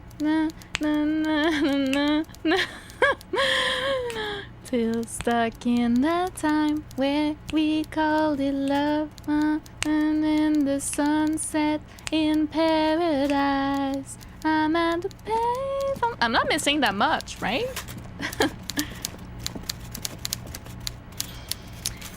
Evrart. So here's the thing. Ask Evrart about Essel and the drug lab. Essel said Evrart is connected to the drug operation in the church. Maybe you can use this to manipulate him. I don't think we can, but I'm curious. Hi, Mr. Koval! How scary you welcome! Meldotan welcome! First the shaving mountain chops, now this. Yes, we are turning on a new leaf. I don't care what anyone says. Okay, I should have killed the mountain chops, but the expression is fine. Kim didn't say anything about it. Mr. Dubois, the word in Martinez is a certain police officer is once again happily reunited with his service weapon. Congratulations, my friend. Bro, I should have been wearing it now.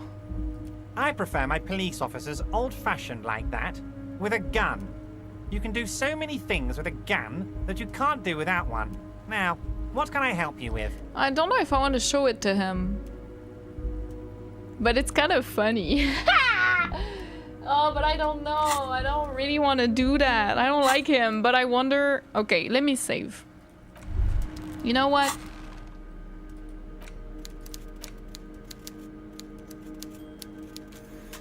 Left-handed. Save. And let me see what he says. And if I don't like it, I can always load. Look, my gun! She's quite the looker, Harry. You can't imagine how pleased I am the two of you are reunited. Tell me, was it difficult to convince the pigs to give it up? Not at all. I knew you could handle it. I know my special policeman. Anyway, I'm glad you're all right and armed again, Harry. Now, what can Evrart Claire do for you? 34 communist. Holy moly. I met a girl named Marcel who said she's working with you. Fanny. That doesn't ring any bells, I'm not sure Harry. if we should tell him. I'm just too curious. Funny. She was trying to set up a narcotics operation in the old church on the coast. Kim being sassy, I love it! Oh, that Essel. Yes, I do seem to remember sending a pretty young thing down there to liven up the place. Get some melodic music in there. Did you also tell her to start an amphetamine lab? Amphetamine lab? That sounds very immoral and debauched. Frankly, a health risk. But what do I know about kids these days? The music they listen to, the drugs they do, He while they annoys listen me to to that no music. end. It sounds to me like you are trying to start an amphetamine lab in the district. And you're using some delinquents you found, God knows where, to set it up and run it for you. Thank you, Kim. You tell him. Found God knows where? That Essel is the daughter of Miko the kebab. A man who once killed a guy with a kebab. I think a daughter of a man who killed a man with a kebab can handle running a little nightclub, don't you? Miko the kebab, really? Maybe it was Bogovic. Or Jakub. I think it might have been Conrad. Anyway, I shut down the amphetamine production, but let them go in with the nightclub plan. A nightclub? Harry, I'm an old-fashioned guy. After work, I like to listen to some rock and roll music and have a non-alcoholic lager. Nightclubs don't interest me. But here I am, talking about myself, when you have much more important things going on. Oh Tell my me, God, Harry. I hate his How can I guts. help you? Bye. See you never, hopefully. Yay! We did it! Aha! Yes, we need to talk to Morell. Let's go do that. Without my gun in my hand.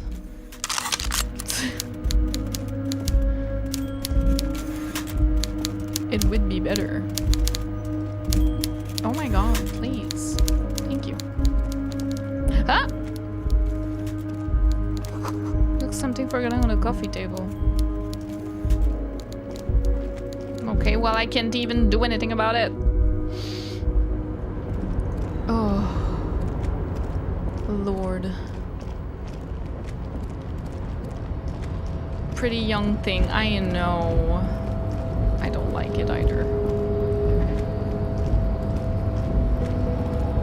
Corrupt weasel.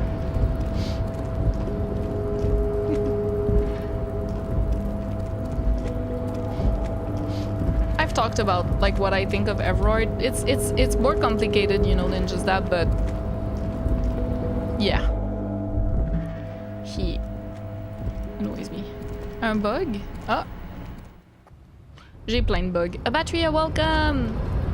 Did I miss anything important? We finished day 5. I don't know if it was really important. Honestly, you didn't miss much.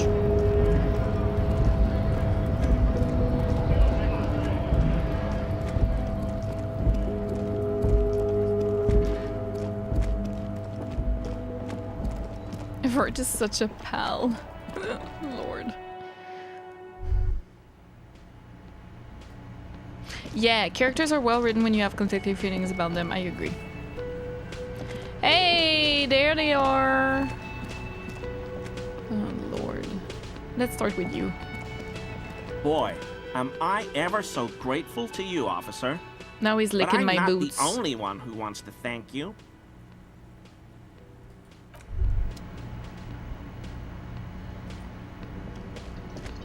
Oh, sweetie, I don't even know how to thank you for finding my husband and helping him out. I hope we haven't been too much trouble for you.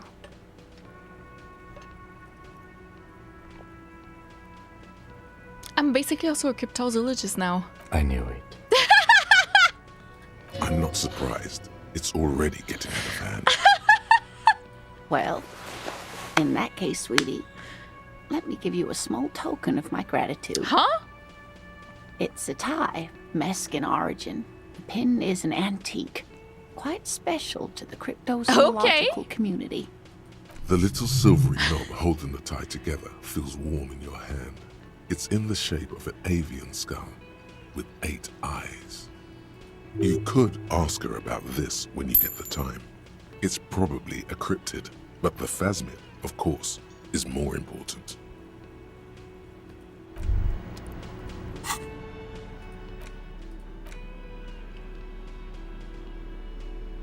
Octopal vision, cryptid's protection.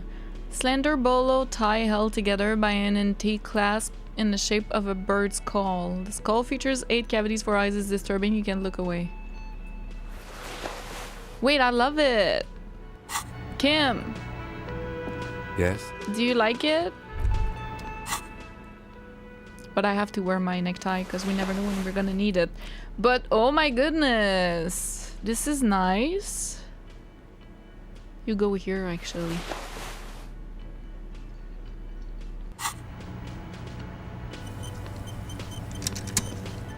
Nice. I couldn't possibly shower thanks on you as enthusiastically as my wife has, but I am grateful for your assistance, officer. Give me your hat. He tries to play it cool, remain professorial, but inside, this man is itching for some news on those traps. So I checked all the traps. Good. Okay. And? And one of them was empty. Completely empty? Yes, there was nothing in the trap. No locusts, no phasmid. No locusts? No phasmid either? That's not ideal, but... It just means the Insulindian phasmid is even more clever than we thought. Oh, she's so cute. More clever. ASMR Kim is the best. I just love it every time. Yes. The Phantasmadeia picked off the locusts and escaped. This is good news, though we'll have to reconsider the design of the traps. Make them more secure. Another trip to the reeds. Yes, that's exactly what it is. What a death hunter this plasmid. Of course. Be sarcastic. Hey, I'm not. Unless you have an alternative hypothesis you'd like to venture. He Mine misinterprets stands, your words. Okay? Actually, no. Excuse me for getting emotional. This is a big deal for us. Okay. You've helped us twice now, and brought some great news too. My gratitude, and the gratitude of the Société Cryptozoologique de Ravachol, is yours. Why, thank you.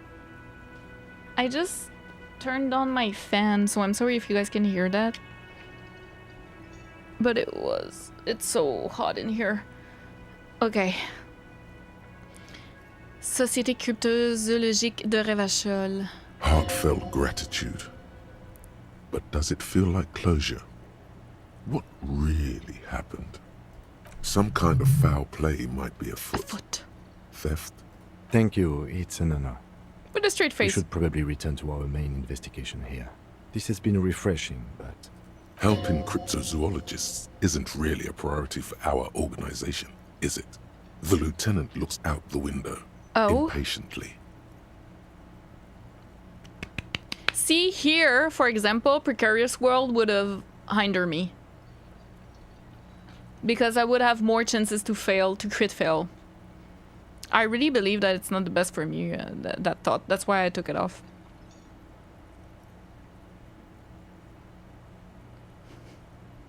Can't hear it? Okay.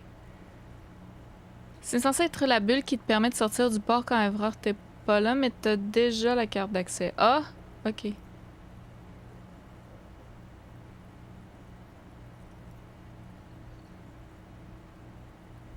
McKinney reading tone is genius. Again? I can't believe this shit. Develop an alternative theory about the missing locust. Consider the way the empty trap was disturbed, as though shaken. Ooh. Most likely the hands of a young person. Hands small enough to is fit it inside Cuno? the trap, too. Or the kids?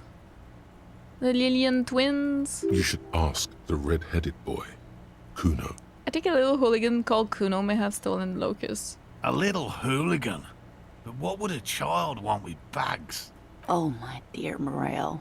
You've been an old man for too long. Kids love to torment insects almost as much as they love to torment old folks. I'll talk to the little gremlin and see if anything comes up. Delinquents, my favorite. Oh, you've been such a dear so to us. Tired. Please, let us know whatever you turn up. I have a feeling we're getting so close. Well, I see you've got all the help you need. I'll see you tonight at my place. Let's play suzerainty, but no more field trips for me.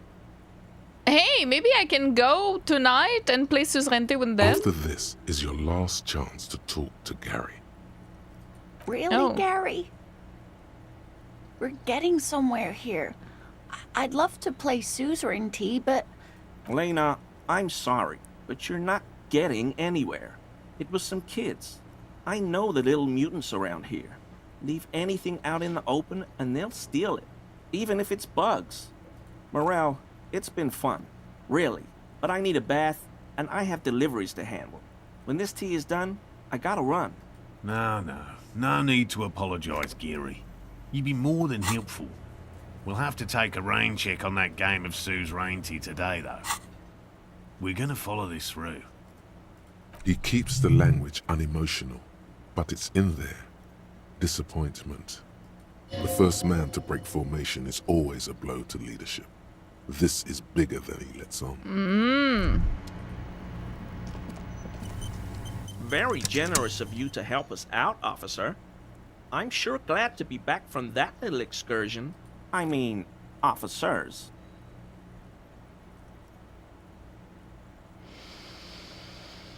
I do not like him. I really don't.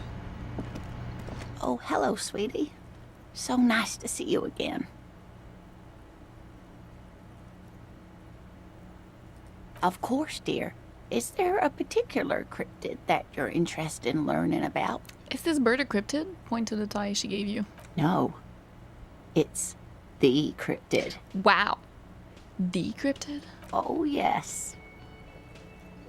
Okay, what is this bird? The eight-eyed teratorn, the largest flying avian ever discovered, with a wingspan of 11.5 meters.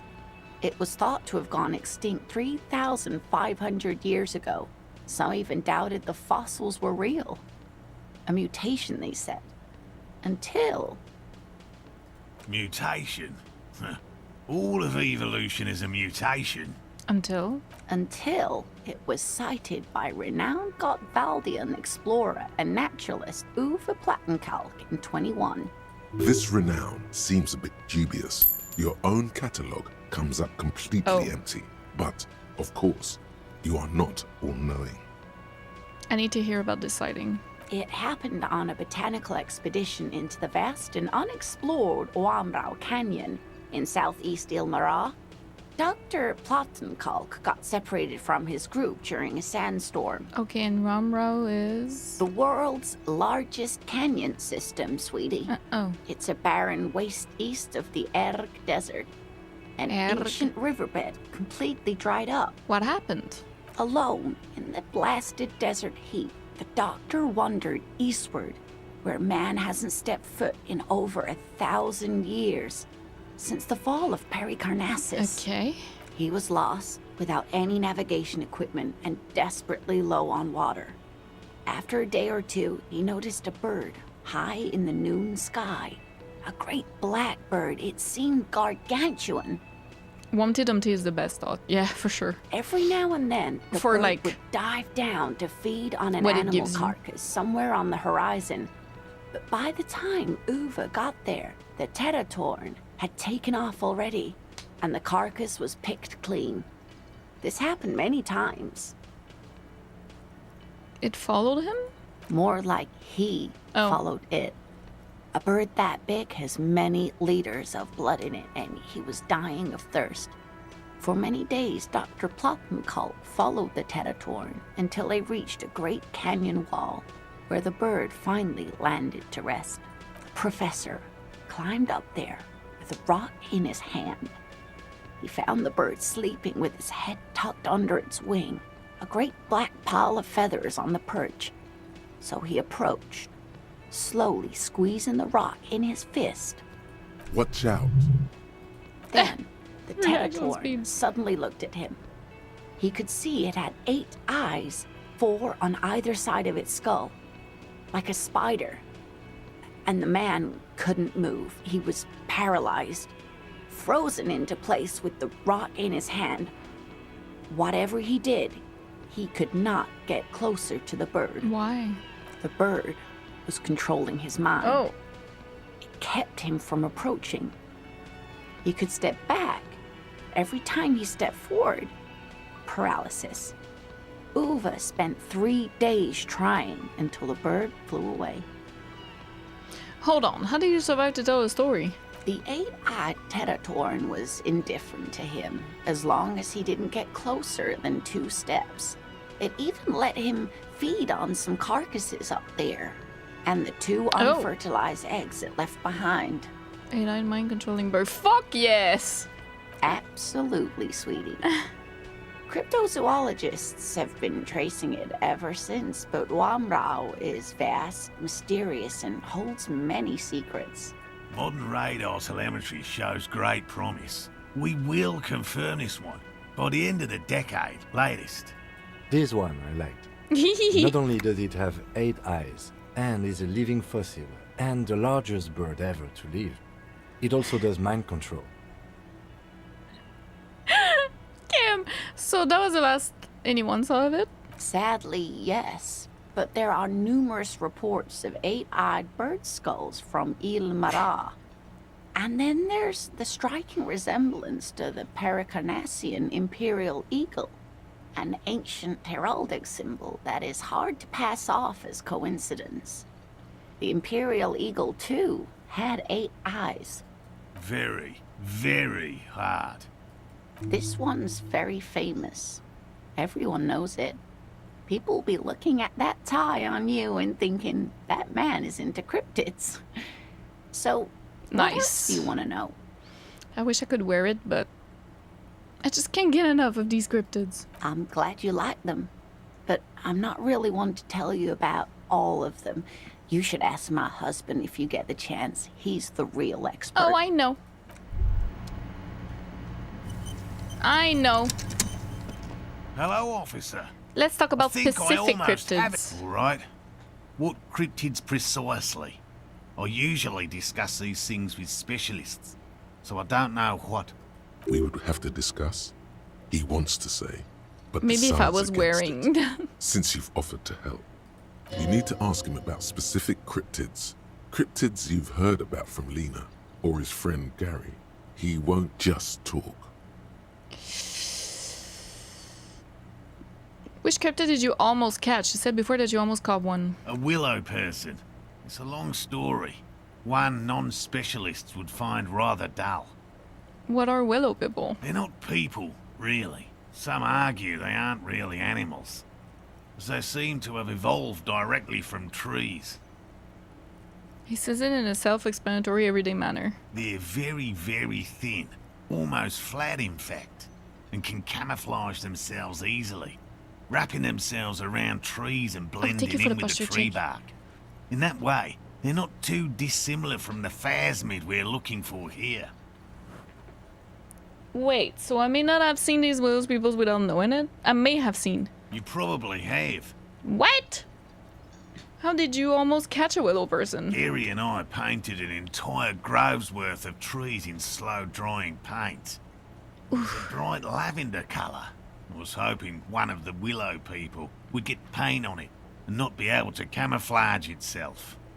After waiting in hiding for hours, I saw a figure slip from one of the trees, a lavender shadow, dashing through the grove. And then? I chased it with a net. Not very elegant. You can't be elegant in the field. And, well, it was faster than me. A lavender shadow.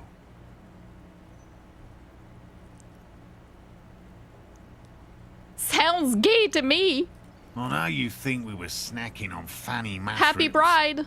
It's easier to mock someone than to admit that the world might be more interesting than you've imagined. Furthermore, I'm not saying it was a confirmed sighting. I'm painfully aware of what goes into verifying such things. There is a serious possibility that I saw a squirrel or a trick of the light. I am my own harshest critic. And then the sighting of the phasmid is that... Confirmed. It's 100% verified and meets all the standards of an authentic cryptid sighting. The woman nods thoughtfully. Aw, they're cute. While her hands smooth over the plaid covering her knees. They're cute. There is some uncertainty in that motion, no? Smoothing the fabric like that, as if looking for some kind of confirmation. We'll do the rest of cryptids by later. All means. For sure. Oops, it's saved.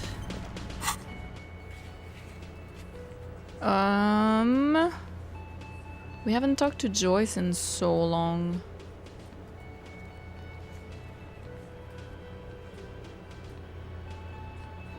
Oh wow, okay, I don't have other checks. Jeez. Oops.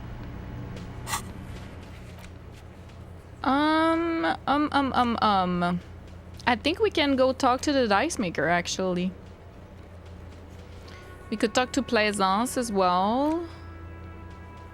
We can talk to Cuno.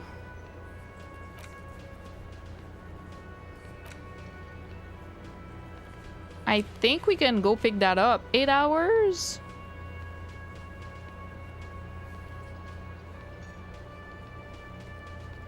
Yes. Pretty sure.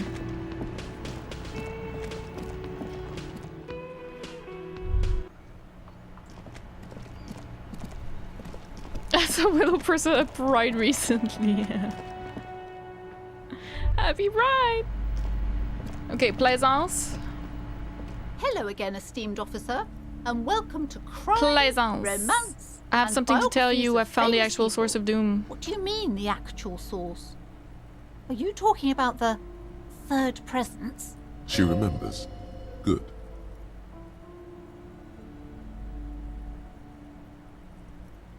Yes, the presence, the entity, the malicious energy, however you may want to call it. She who has many names. I imagine things must be rather bleak for you to return to me. Tell me, what have you found? My investigation has led me to discover a 2mm anthroponetic hole in reality. That's the source of doom, both in commercial area and in Martinez. A what? A tiny hole in reality. It may be connected with Pale, an origin point of sorts. It would explain why historically so many things have ended in failure here in Martinez. Ma'am, what he's saying is true. We found an anthroponetic anomaly in the small Pinewood church down the coast. I don't mean to be an alarmist, and more research is needed, but it's not looking good. But that's not in any of the ancient texts. How am I supposed to protect my bookstore from that? Well... Did you talk to the old clean lady in the apartment building? Yeah, many times. Clean up loose ends. We try. We try. I can't protect it, not against Pale. Close up the shop and try to get us forward from this thing as possible. We can protect it with hope by refusing to give up. That's what people have done in the past by building a church, a place of worship around this thing. You can protect it with hope by refusing to give up. That's what people have done in the past, building a church, a place of worship around the thing. You're right, officer. I mustn't lose faith, especially now that Annette is finally settling in at school and making friends. No, we can't just leave. Besides, didn't I have some Sailite hope catchers around here somewhere? I must find them. Everything will be all right if I can just find them. Thank you for your help in any case. You're welcome back here anytime. Don't know if that was a good idea. Farewell.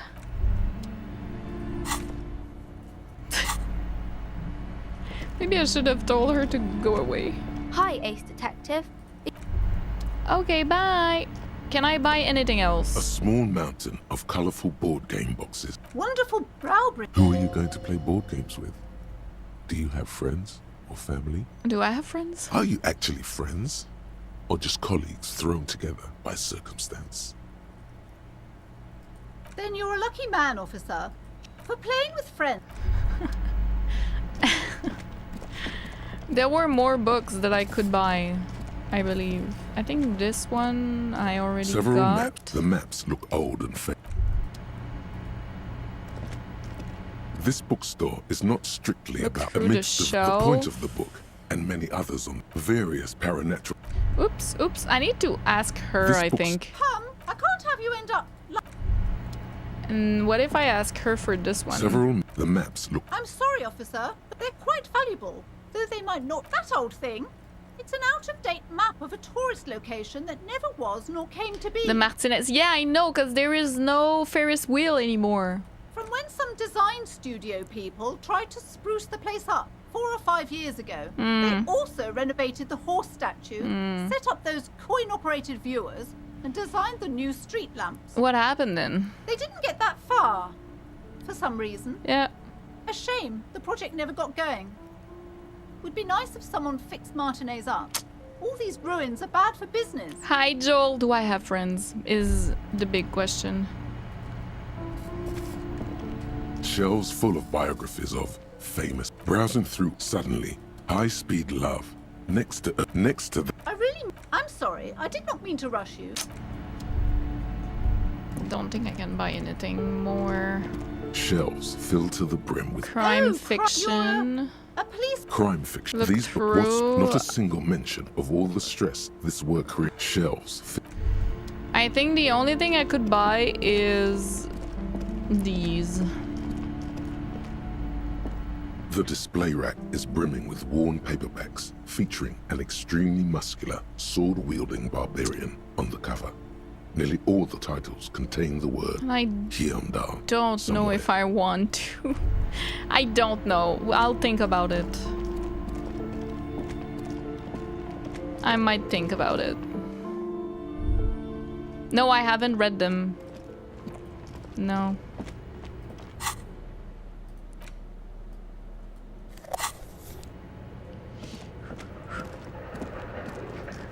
Wait, physical instrument could be better now.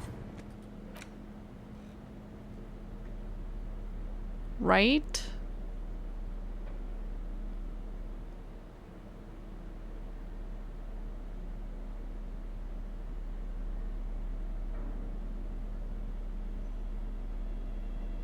The track pens are good. And then this.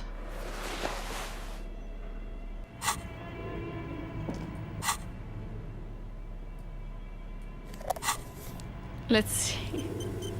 Kim! A barbell lies on its 60 kilograms. Your triceps hum at the sight of... I've done this before and I failed. This is a safety hazard. And I died. Why does it feel so familiar?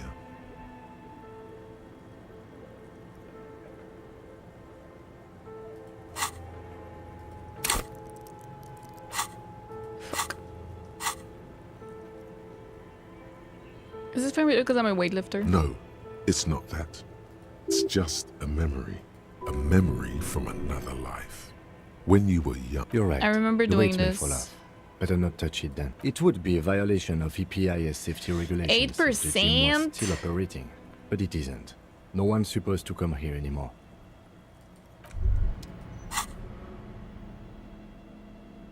What did I want to see? I wanted to check something, but I forgot.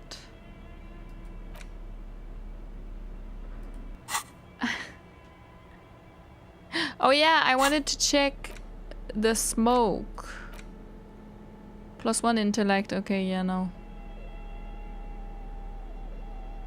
Doesn't help me. Well, it's available. I mean, we could try it. We won't die this time. The barbell waits patiently on the floor, like a dog for its master. Physical instrument, something, something.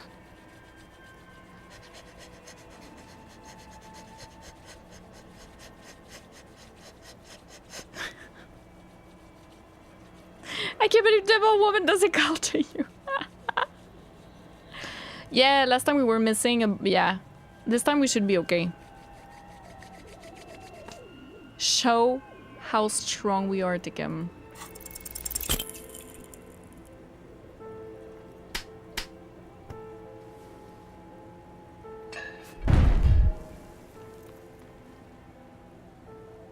You managed to hoist it off the ground, but the barbell feels wobbly and dangerous. Your hands slick with sweat. Turns out you're no beast, just an old man with bad form. See? See? This place is cursed.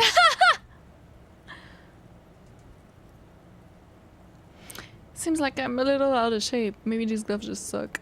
Proper weightlifting gloves would definitely afford a better grip. We'll try again another time. Okay. Another time. It's all right.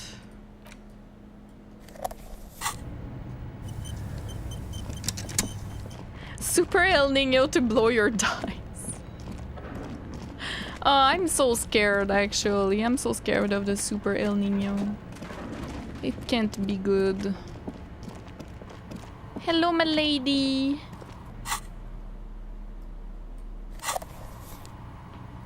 Oh, it's you again. Are you looking for a die?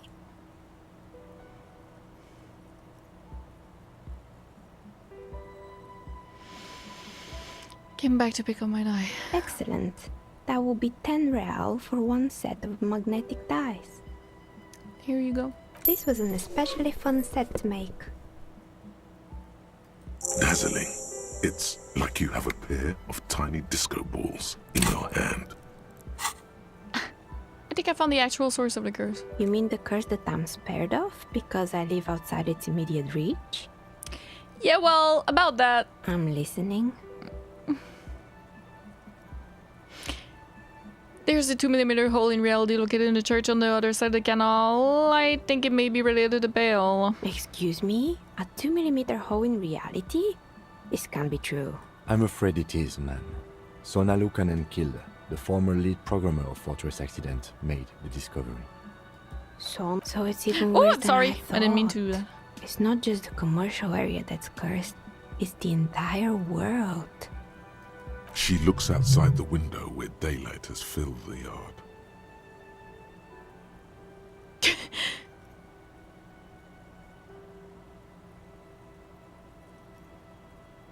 It's what I've preached the whole time and no one listened. A curse is something superstitious, but a 2mm hole in reality?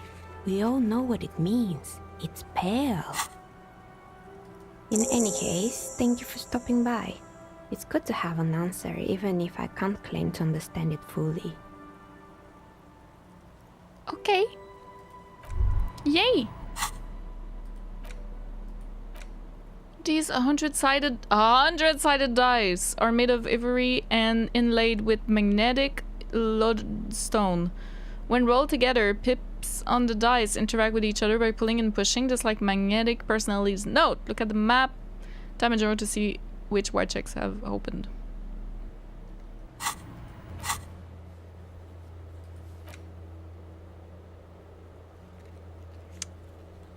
Nothing I actually wanted. So.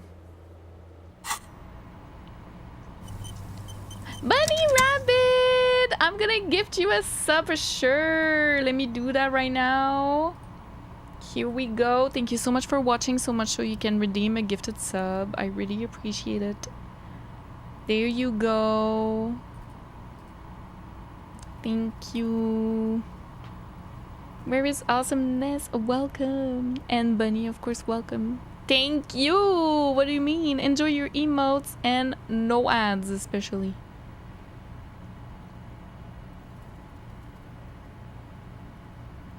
The phone gloves? Oh yeah.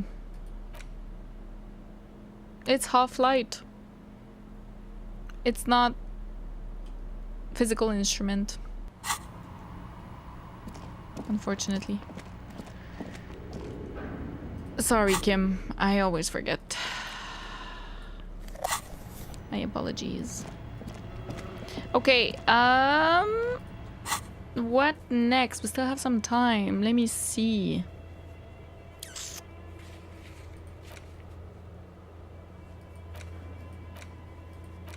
Cuno.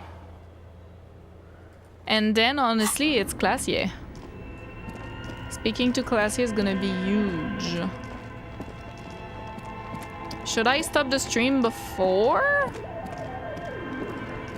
And we keep that for next stream? Speaking to Classier, I mean? What do you guys think? So right now I'm gonna go talk to Cuno. And then I could stop the stream and we do Classier next. I don't know what's a good stopping point. Esprit de Corps check with Joyce is bugged out. Unfortunately, Homestead, welcome in, by the way. I've tried going back and doing it, but it doesn't appear. So I don't know. I can try again. Does Cuno care? You wouldn't happen to know anything about any missing locusts? No, Cuno doesn't give a fuck about books. Oh my god, I told you that shit is lame! Shut up, see. Now they're gonna take you to lame prison! She sounds like she's about to cry, out of disappointment at Cuno's newfound lameness. No one's lame here. Just tell me what happened. Deny everything, Cuno. You need to lawyer up. Cuno's not gonna say anything without his lawyer present. There's definitely something going on here. Remember his pig's head shack? You should check it out. Cuno doesn't fucking care. Yeah. Let me check it out. Do Cuno talk to Classier next stream? That's what I'm thinking. Yeah, okay. It's crawling with locusts in here. All around you, the hisses and chirps of locusts fill the musky air. The earthen floor of the shack has been shaped into mounds of mud, dotted with little holes for windows. Well, Detective, it appears you've solved the case. Kim, do you have to be so sarcastic about it? Of the locusts. For the missing locust case, which is a sub-case of the imaginary insect case. So at least that's going well. Stop being so sarcastic, Kim. Oh, I'm not being sarcastic at all. We are making real progress here.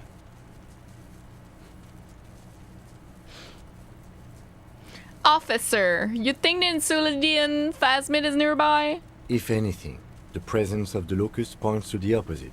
The phasmid did not take the bait from the traps. It was Cuno. The phasmid doesn't exist. You don't know that. But what do I know? Right? Kim? We should talk to Cuno about this. Get him to stop. I'll let you handle the Cuno side of things. You are doing just fine.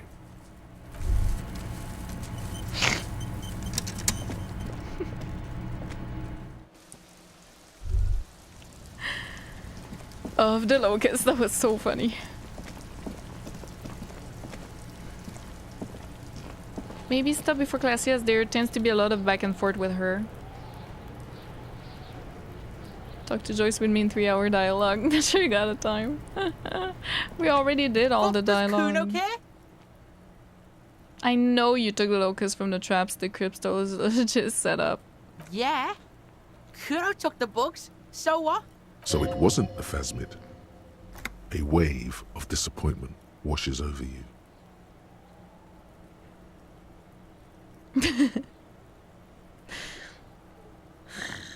You say you don't give a fuck about bugs, then you go and build a whole bug town. It's not Bugtown. It's the city of locusts.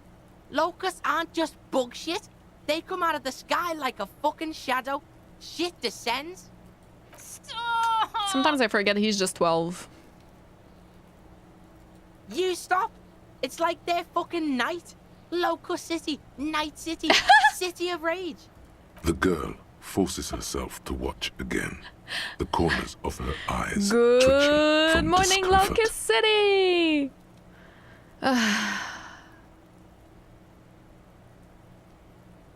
City of Rage sounds like a cool place. Cuno, the pig wants to help you. Oh, that's how lame it is. Please just don't say you're an artist. Maybe I am an artist. You hear that, everyone? I'm a fucking artist now. Making art is a worthy calling. I'm something of an artist myself. An artiste. Oh my god, Cuno! He's gonna make you totally lame in like 3 seconds. Don't let him, Cuno. Yo, fuck you, see? Cuno can be what Cuno wants to be. Cuno's his own man. Cuno's free. Oh! Tears at the buttons of his shirt, trying to rip them open, they don't give way. Cuno made himself into Cuno. Cuno can make himself into anything. You tell her. Cuno can make himself into a pig if he wants. You tell her. Cuno can make himself into a... Cuno doesn't give a shit. Happy Pride! Don't make yourself into a pig, Cuno. You'll have to take me away. In it, you hear snow melting, dripping from the eaves. Someone closing a window. Honestly, I think I'm gonna say nothing. Without a word, she disappears entirely behind the fence. For once, the boy is lost for words. He turns completely red now, with splotches of white beginning to appear across his face. Use this momentary confusion to take control of the situation.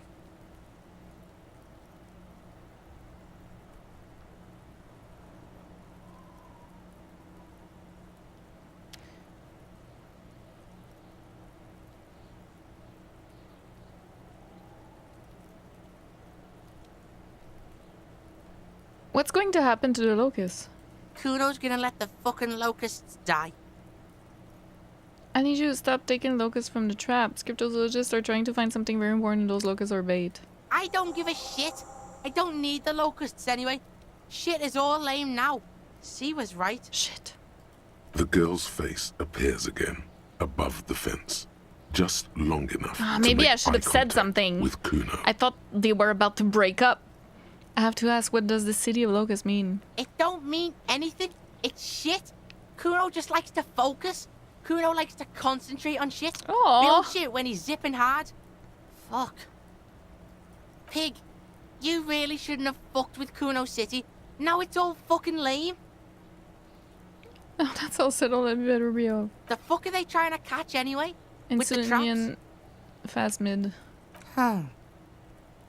He recognizes the name. Wait, you know what the Insulinian phasmid is? Bitches think Cuno doesn't know shit. The fuck out of here. Cuno's tired of this shit. There's silence between the two children. They're not saying anything to each other, nor looking in each other's direction. Oh!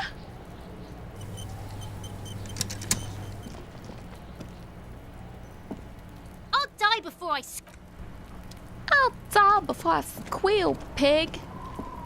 Fuck does Cuno care? Cuno doesn't fucking care. Oh, Cuno. Oh, Cuno. Our Bicurious going to lame prison now. It's like the 6-7 trend where like the teachers are doing it now, so now the children are like, ew, I got the ick now. Something like that, right? Because the teachers are like 6-7 and then the children are just not having it. Something like that.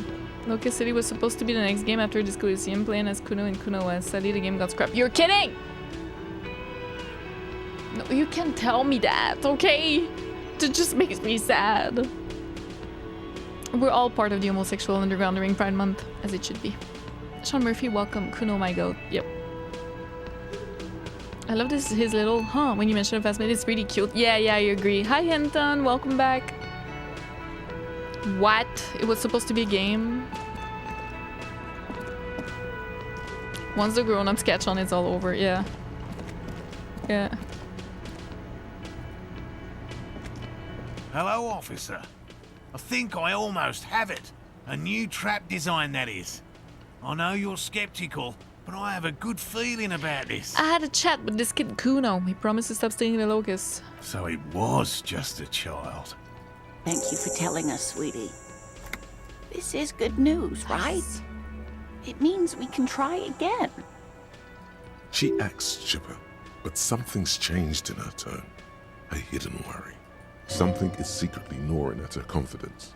It's not this Cuno kid or the missing locusts. It's something else. Yeah, you're right. We just need to restock She's the losing empty faith. trap. Then we'll need to inspect the traps one more time. And then maybe we can.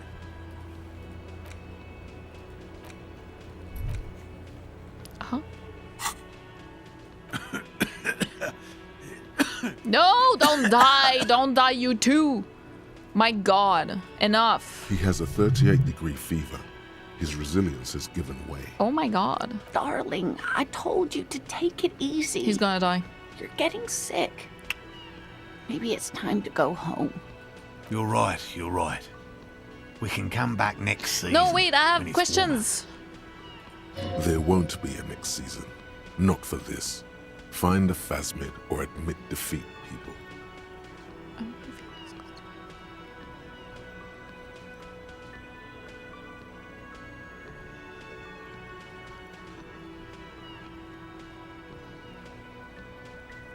Yes, accept enthusiastically. We've come too far to quit. I'm gonna restock the trap. Let's do this. We are getting really carried away with this. aren't Yes, we? Kim. Fine. It's better than having these people get pneumonia on the coast. But after this... He wants to see this tale through as much as you. Otherwise, he'd have stopped this already. I but know. He cannot let it drag out. I know after my this. man. Okay, I know. Really? It's too much, officer. Officers. What Morell means is we're grateful for your help. Here's a fresh batch of locusts. They should slide right down the funnel. And thank you again. We will definitely mention you, should this lead to a discovery. My ears Not just got talking assaulted. co-discovery, of course, but Wow. Co-discovery. You'd be famous. You'd show them all. This does tingle the pleasure center. Hell yeah. This would show them all. We need to get you on that list of discoverers. No question about that. Hell yeah.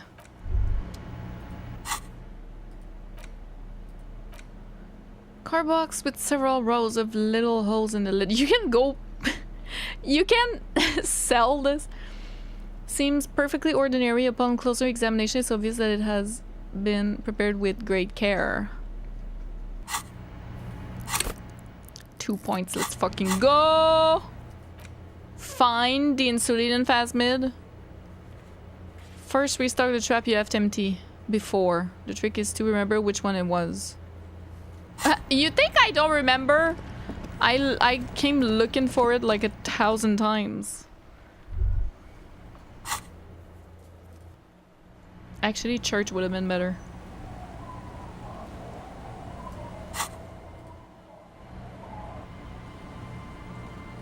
Some locusts might have crawled to my ears. Yeah, exactly. That's what I'm saying too.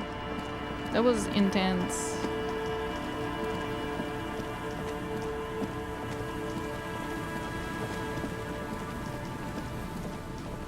Can I go down from here? I don't think I can. It's like just a little...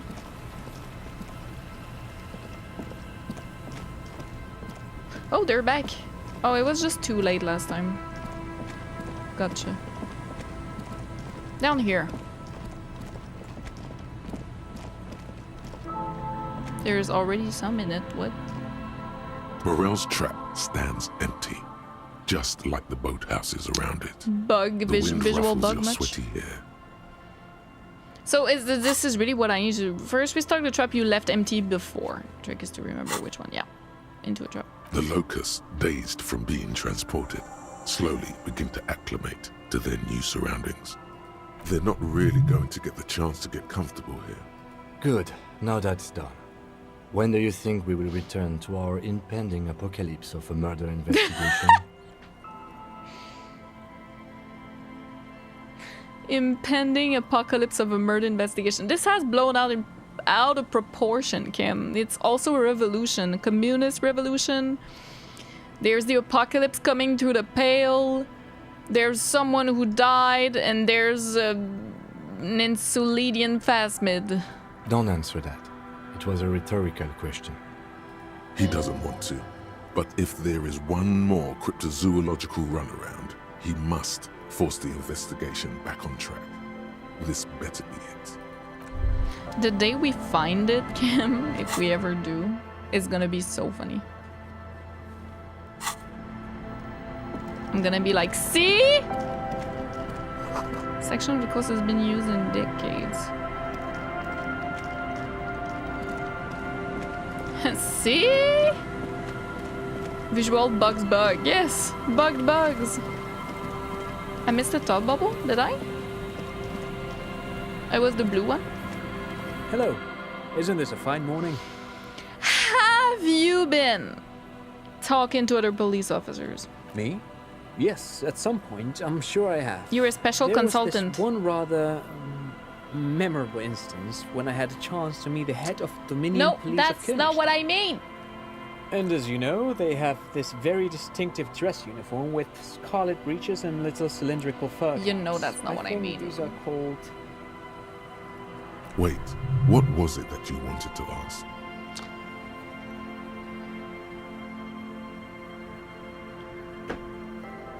I failed a passive check. Me? And as you... Wait, what was it? Want to hear about the failed building sure. again? What's Never mind. But of course. Well, huh? We can do anything.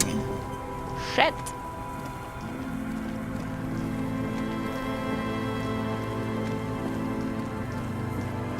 I would need to change my reaction speed and do it again, and maybe it would work. Thank you for the hydrate, don't die, Rob. Thank you. Thank you so much.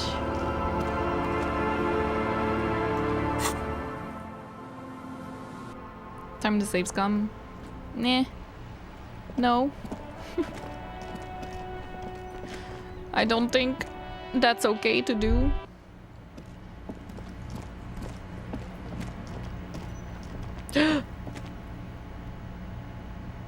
He's gone? Hello, dear. It's good to see a familiar face. I was starting to try. Where's Morell? Thank you for doing that, dear. Her smile is weary. Her earlier ebullience has left her. Morell still isn't feeling well. I convinced him to stay at Gary's to get some rest. I'm afraid the cold has really gotten to him. It's probably for the best. It's awfully cold out there in those reeds. I'm sorry, dear. You've had to drudge through them so many times. Such is field work. It's okay, a young person's I like game, jogging as they say. with Kim. Her voice is shaky. What is going on here? Who's going to check the traps? Morell will eventually, or we'll talk Gary into going back out, perhaps. The lieutenant stares at his shoe, caked in mud. He doesn't say anything.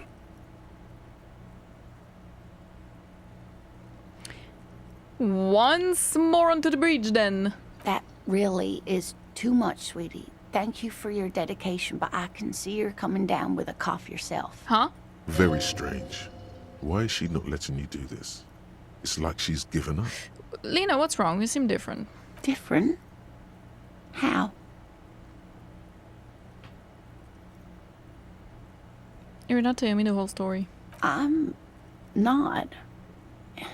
It's not that. What is it? It's a strange feeling. I haven't really told this to anyone, but you are a police officer. And when a police officer asks, you must answer. Do you ever wonder if some lovely story from your childhood is just yeah, she's losing faith in her own story recollection. She's being gaslit. Do not believe the people, Lena. I believe in you. Hunching her shoulders now. She seems even smaller than she is. Like a sad young girl. Seeing the Insulindian phasmid was just a story I used to tell people. I didn't really think about whether it was real or not. But Morell told me you'd seen it. You also told me. Morell's so proud of it. He always tells everyone. A terrible sting in the heart. Regret.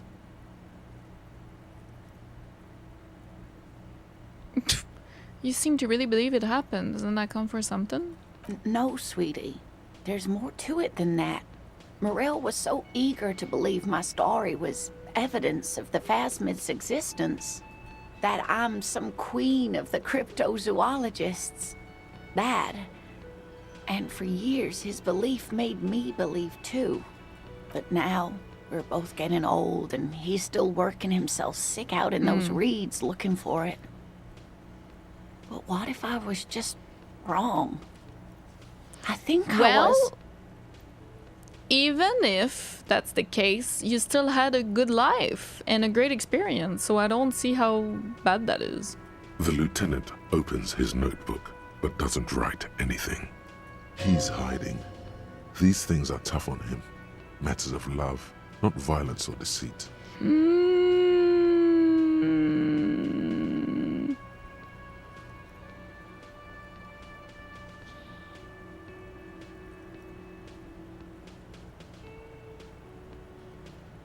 Oh no, I'm scared.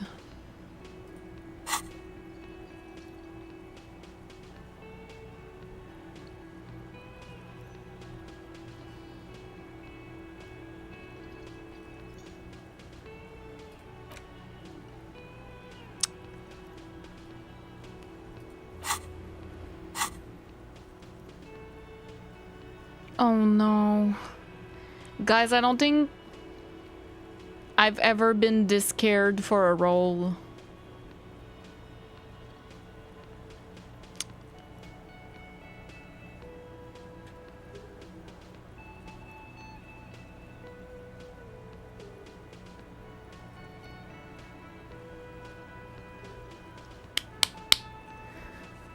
I'm scared.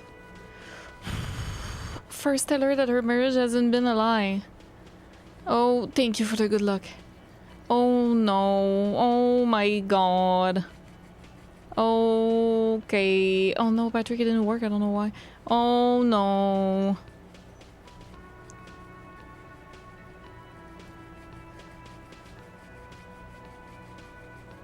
Put a point in it just in case. Oh my god, you're so right. Oh my god, actually.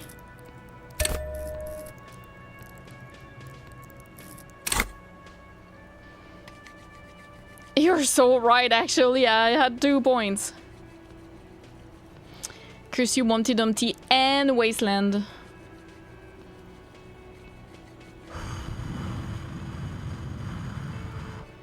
Medium 10 first tell her that her marriage hasn't been a lie. But it has, hasn't it? No. A seed can only bear what's inside. The seed of love is black and oily. No. It has a taste you're quite familiar with. Take it from me, love is a lie. The sooner you accept it, the better. You might be right, Detective. I was a paraplegic before we met. He didn't know before I came in on our first date. If I weren't the queen of the cryptozoologists, if I didn't tell him that story. She has to swallow to relax her throat. It's keeping her from talking. It's still been to you, that's not how these things work. Maybe, but then why do I not dare tell him? I've wasted enough of your time with this drama. I really must stop talking about it lest I start crying and waste more of your time. What you have to know is the Insulindian phasmid probably does not exist. Let us fools chase our ghosts. There are a million better things to do with your life. To hell with this, I still believe you saw the phasmid. A true believer. Sometimes I still see it too. The real memory of it, how it was there. Not the memory of the memory, but it's so hard to tell the two apart.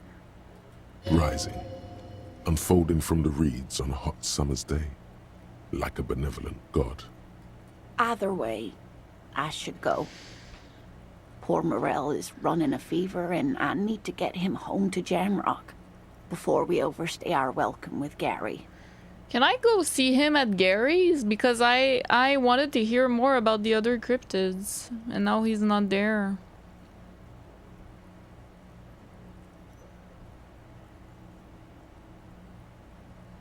You sure you don't need help getting to Gary's? Oh no, thank you, but I can get there on my own. This old thing is gas-powered. And then a taxi home. It's not so bad. I'll check the traps one more time. Really? Oh, sweetie. Please don't get stuck on a dream. Take it from me and Morell. No one can stop you from finding the phasmid. True! Thank you, Volition. Can I have your address just in case there's news? Okay. It's 1113 Tabernacle Road. Jamrock, but... Tabernacle Road! That's good. A sigh.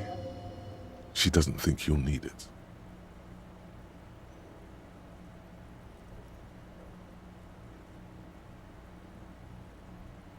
It's been a pleasure, ma'am. Likewise, sweetie. Thank you for everything. Truly. Even though it turned out to be a dream. A fool's hope. Say her lips moving in silence. Like that, she drives off. The gas engine putters quietly as she gets to the doors, then pushes them open. Outside, the cold coastal wind blows. We should go too. Let me go to Gary's because genuinely I wanted to ask about the cryptids.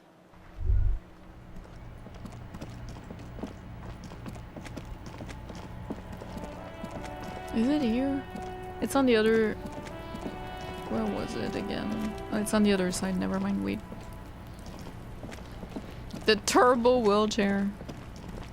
Remember there was a tabarnak in this game? That's so funny. The way I would have saved that roll. No, yeah, I get it, but I don't think I should. That's the game. And it wasn't that bad. Like, Harry is pretty doomed in love. Like, he's been the whole game even without rolls. So he just continued to be, you know. But I just would have liked to tell her something nice. It's just that. But it is what it is, you know. That's the game.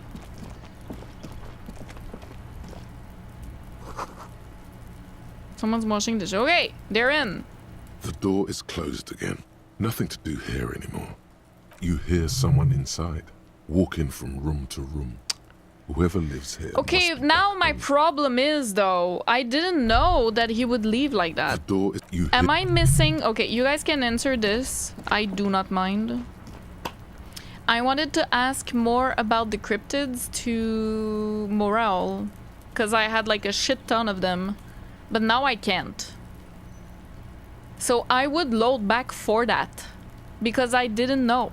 Like, I didn't know he would just leave like that suddenly, and I wouldn't be able to, you know?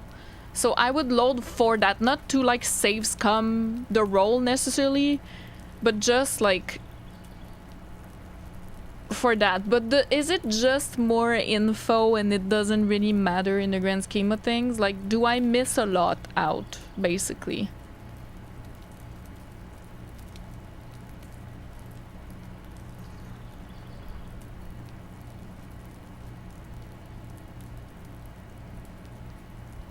Quietly.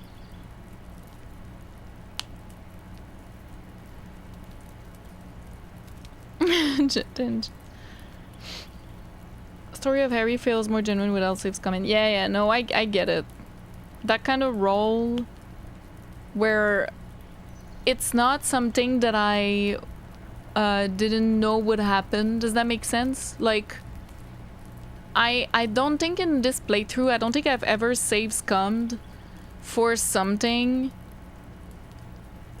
that like this. You know what I mean? Like, the things I've save scummed is because something happened that I didn't think would happen. Like, I didn't think he would say it that way.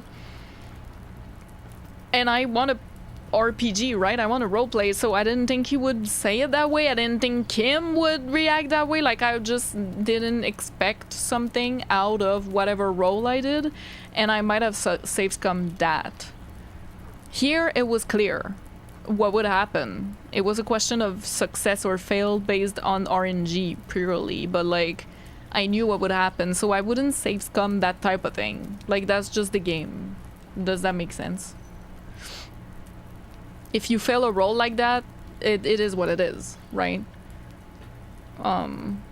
But not knowing that Morell would be unavailable, if I had known, I would have listened to all the cryptid stuff then.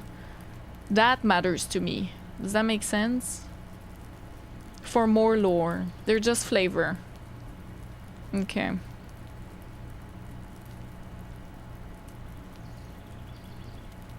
If you failed the authority check to make him dance and called him a racial slur, would you load?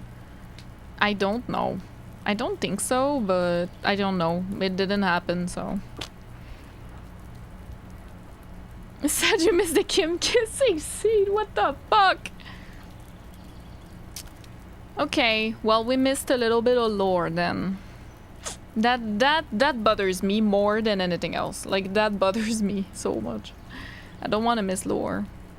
But I guess it's a good reason to play the game again.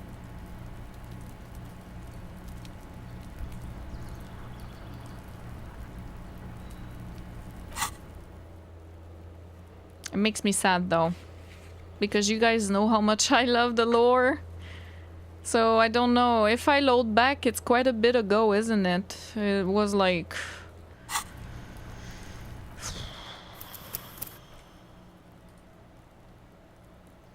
What did I do after that? I went to see Cuno. You know, I did all that. Like, it's too late at this point. It's not that bad, but like, I don't think I want to redo all that next stream. Like, that's too bad though. Oh well, okay.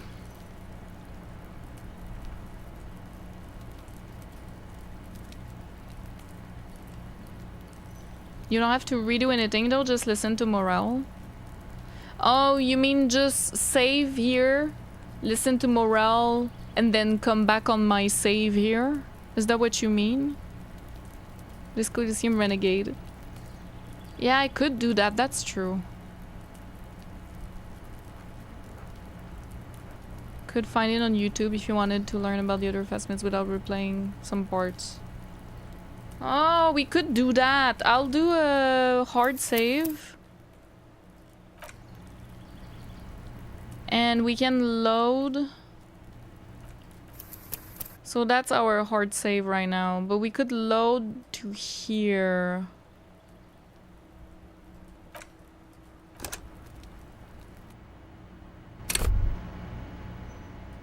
Hello, officer. I think I almost have it. A new Okay. Layman? Yes. You always have to... By all means.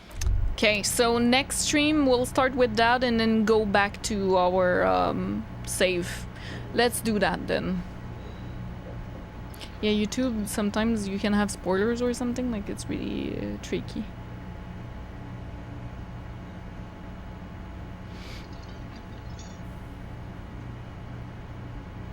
You did miss trying the Classier red check in the beginning of the game? Yeah. And that was a good learning aspect. Like, I wouldn't save scum for that either. Though, nowadays, I guess I would. But at that time, I didn't, because the game taught me that sometimes if you leave a conversation, the red check, it's a one-time thing, it's over. So it was okay for the game to teach me that. That was fine, you know, because what happened is I wanted to change my clothes and then speak to her again and do the check, but the game was like, nah, you can't do that. When I quit, she just left and the red check was not available anymore. But that's okay, you know, I missed so many things, I'm sure, you know, so many things that I rolled wrong or right, and maybe the wrong thing is fun too, and like it's impossible to see everything in the first playthrough with this game, I believe. It's just impossible. There's so many things going on, so many things that maybe you do differently will have an impact. I don't even know how deep it goes. So it is what it is, you know. Here I would have liked to tell her, because that's how I feel, the player, to tell her that it was still real. But Harry is pretty doomy in love. Like, he's been, you know, the whole playthrough, so it was not out of character for him to say that. And turns out that she was fine. Like, obviously she's sad, but we were able to say other things after. So it makes me sad that I failed that check, but it's part of the game, guys. Like, I'm not gonna save scum for that. I'm not saying I would never save scum for something like you guys are saying in the church. If you don't succeed the role to make him dance, you call him a racial slur. So maybe then I would have saved scum that, because like, what the fuck? I don't know, maybe. But it didn't happen, so I don't know. Yeah, but missing information, that bugs me. Now that bugs me, because I didn't know he would leave. Like, I understand he's sick, but like, I thought maybe I would have a day, or the game would tell me, no, like, this is the last moment to talk to Morell, because that's what they did for Gary just before. They were like, oh, this is the last moment to talk to Gary, you won't be able to talk to Gary again. I was like, okay, fine. But they didn't do that with Morell. I felt it a little bit though. I was like, oh, if I don't do it now, can I do it later? I wasn't sure. But it's just information, right? But it matters to me. Kasuari, hello. Impossible game will make you miss so much each run. Yeah. Welcome in. Alejo Brandley, welcome. You don't watch the World Cup? No, I don't. I watch hockey, not soccer much. I like it. It's fine. It's not as fun as hockey. Yeah. Helps this game is fun when you fail most of the time. Yes. But this was just so sad.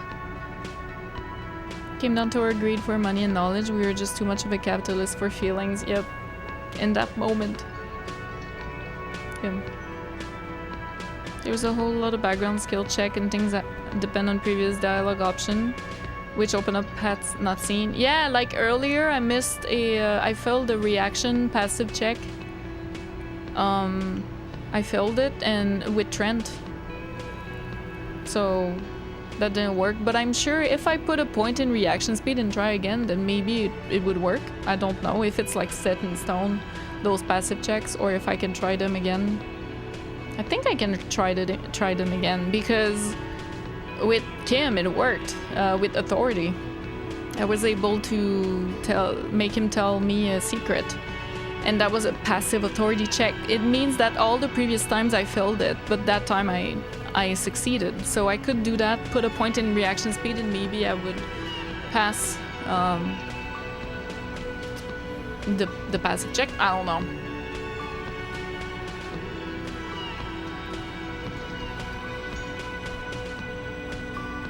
But I think I like failed quite a bit. It was a big fail now, wasn't it? I would need to put many points in reaction speed. And there's even like the background stuff that you just don't even know about. Yeah. Yeah. Kasuwari, thank you so much for the Prime. Thank you. And you're saying, I can't believe I made a live stream. Usually I just watch your YouTube uploads. Thank you so much. That is very kind. Thank you for using the Prime on my person as well. Enjoy your emotes and no ads. Thank you. I'm happy you're liking the playthrough. Pass a skill check and open up a thought, which opens up later options. Even the thought bubbles, the little things Harry notices in the world, depends on the skill level. So there's the different flavors to different playthroughs. I love that. Brow Showdown was really cool. Yes. Have been very thorough. Thank you. I don't know. Yeah, I don't know. Well, I understood that that was the case because of my playtime. Apparently a lot of people are done with the game by now, you know, 67 hours. I mean, so I guess I've been slow. But I don't know, I'm just playing like I always play games like that. I always play my games this way, I think. Just because I'm interested in the world, so I want to know everything about it. I want to know everything! And obviously, like, you go back, right? You have these things, right? This I could do, but I already have the ID card, so I don't know, like, I don't really care. This we already did. Joyce, it says that there's the Esprit de Corps, but there isn't really. It doesn't appear when I talk to her. But I need to go talk to her again, though, because of everything with Evrart. Like, I need to go talk to her. Maybe not with Kim. I don't know yet what I'll do. Measurehead, forget it. Physical instrument measurehead could be fun. I would definitely try that again. I think that could be cool, especially since I have more now. That could be cool. Lillian, I'm not interested in, what is it, dating her? This suggestion check, I think. Church door, I got in without needing physical instrument. So I like to see, like I would do encyclopedia and interfacing whenever they're open again. But I always go back to those checks and try to do them, because like, they're fun. And they open up so much. And you have points, like you have so many points, so many thoughts. Oh my god. I think remote viewers division I'm really interested in hardcore aesthetic. I'll need to get rid of something here, like Mother Waste Out maybe, or Wasteland, but I like Wasteland because we're sober. I like the RP. Let's see what cleaning out the rooms gives. And then maybe I can take it off and put something else. Anyways. So yeah, it's just because I love this game so much, honestly. It's just such a good world and so fun to play. The dialogue is just perfect. The characters are so well written. I'm just happy if you guys are enjoying, because I enjoy this game so much, you know. So being able to share my experience with you guys is really fun. Like, that is truly the best thing. That's why I made a channel in the first place, you know, when I started my very first channel, my Let's Play pre-recorded videos, not the streams, you know, the Whimsy Psyche channel. In 2020, I started my channel at the end of 2020, and it was for that reason. I wanted to share with like-minded people, you know, and not even like-minded, but like just with other people who have a passion for games as well. I felt so alone, you know, and I think when you play something, some games, playing them just for yourself is an experience and is fine too, but some games are even more enjoyable when you share them with someone else. And so I just love doing that, and if anyone can enjoy too, then that's a bonus for me. But yeah, so thank you guys so much for being here every time and being so nice and watching, and you know, you could choose any streamer. There's literally millions of people streaming, you know, but you guys hang out here, so I really appreciate it. I will be back on Thursday. There isn't anything like Disco. I agree. It is so unique. Thank you so much. Thank you. I'll be back on Thursday. We'll do the lore part because I don't want to miss lore. I'm sure I've missed some, but I don't know about them, so they don't bother me, you know. But this one, it does. So, and then we'll go back to our save, which is the very first one here. And we'll just accept that we had a bad roll with Lena. That's okay, you know, that is okay. And after that, next stream, after we've done everything with Morell and we went back to our save, I would go speak to Clasia.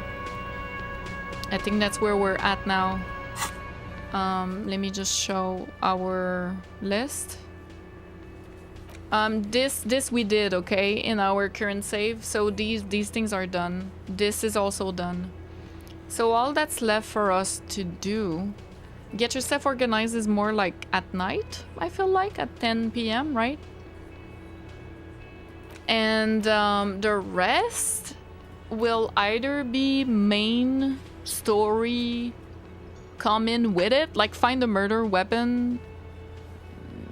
I don't know, right? Like, we'll see. And the rest is mostly Clasia stuff.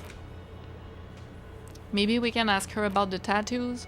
We can ask her about the Demon. We can ask her about the Door Gunner Mega Mix. So a lot of things are gonna be when we speak to Clasia. It's gonna be a big conversation for sure. I have a feeling. And then that's it, guys. Like, we don't have much. Something's gotta give. Something's gotta give. Something's gotta happen.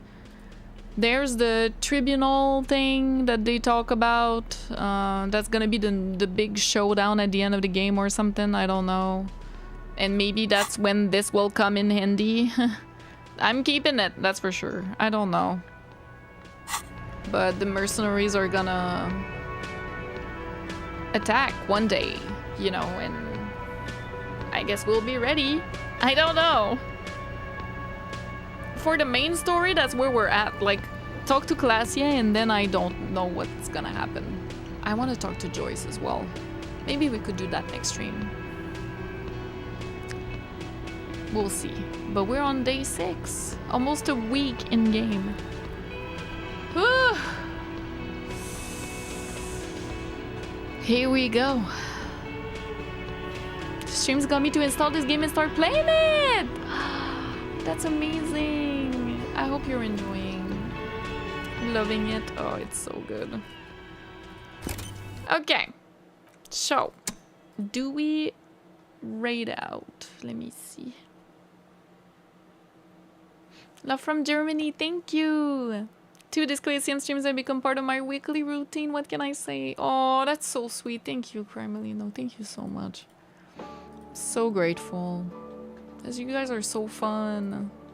I love the community for Disco ELYSIUM. Everyone that came with, you know, some of you guys were here before, obviously, but some of you guys came with Disco ELYSIUM, discovered the channel, right, through that, and I'm just so grateful because I love this game. Let me see if we can raid someone because we had so many nice raids today. Everyone was so nice.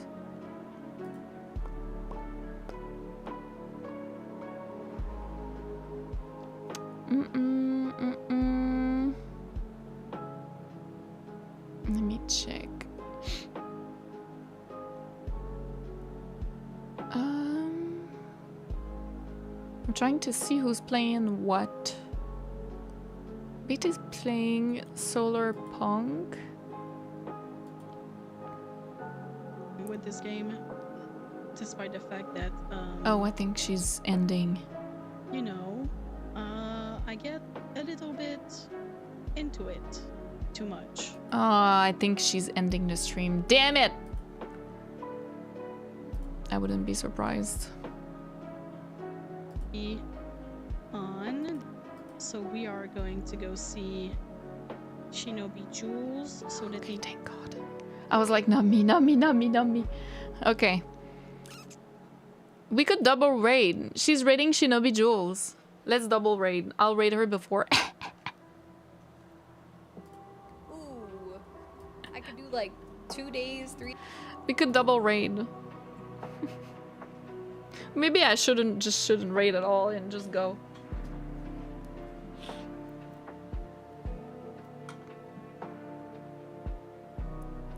Super glad I've discovered you through DISCO ELYSIUM. Thank you so much. Favorite character is Kim. Kim Kitsuragi for sure. He's my favorite. Everyone who asks me that always says, who's your favorite character apart from Kim? And I'm like, no, you don't understand. Your streams are the best on Elysium. Thank you. On Elysium, our Earth. I don't know what to do, guys. Zero Messiah is playing Witcher 2. I mean, that could be cool. That could be cool. I hadn't seen that. Wait. Yeah. I think we rated him like recently, but whatever. I love him. Zero Messiah. Playing The Witcher 2, Assassins of Kings. I've never played it. Wow, it looks really similar to Witcher 3.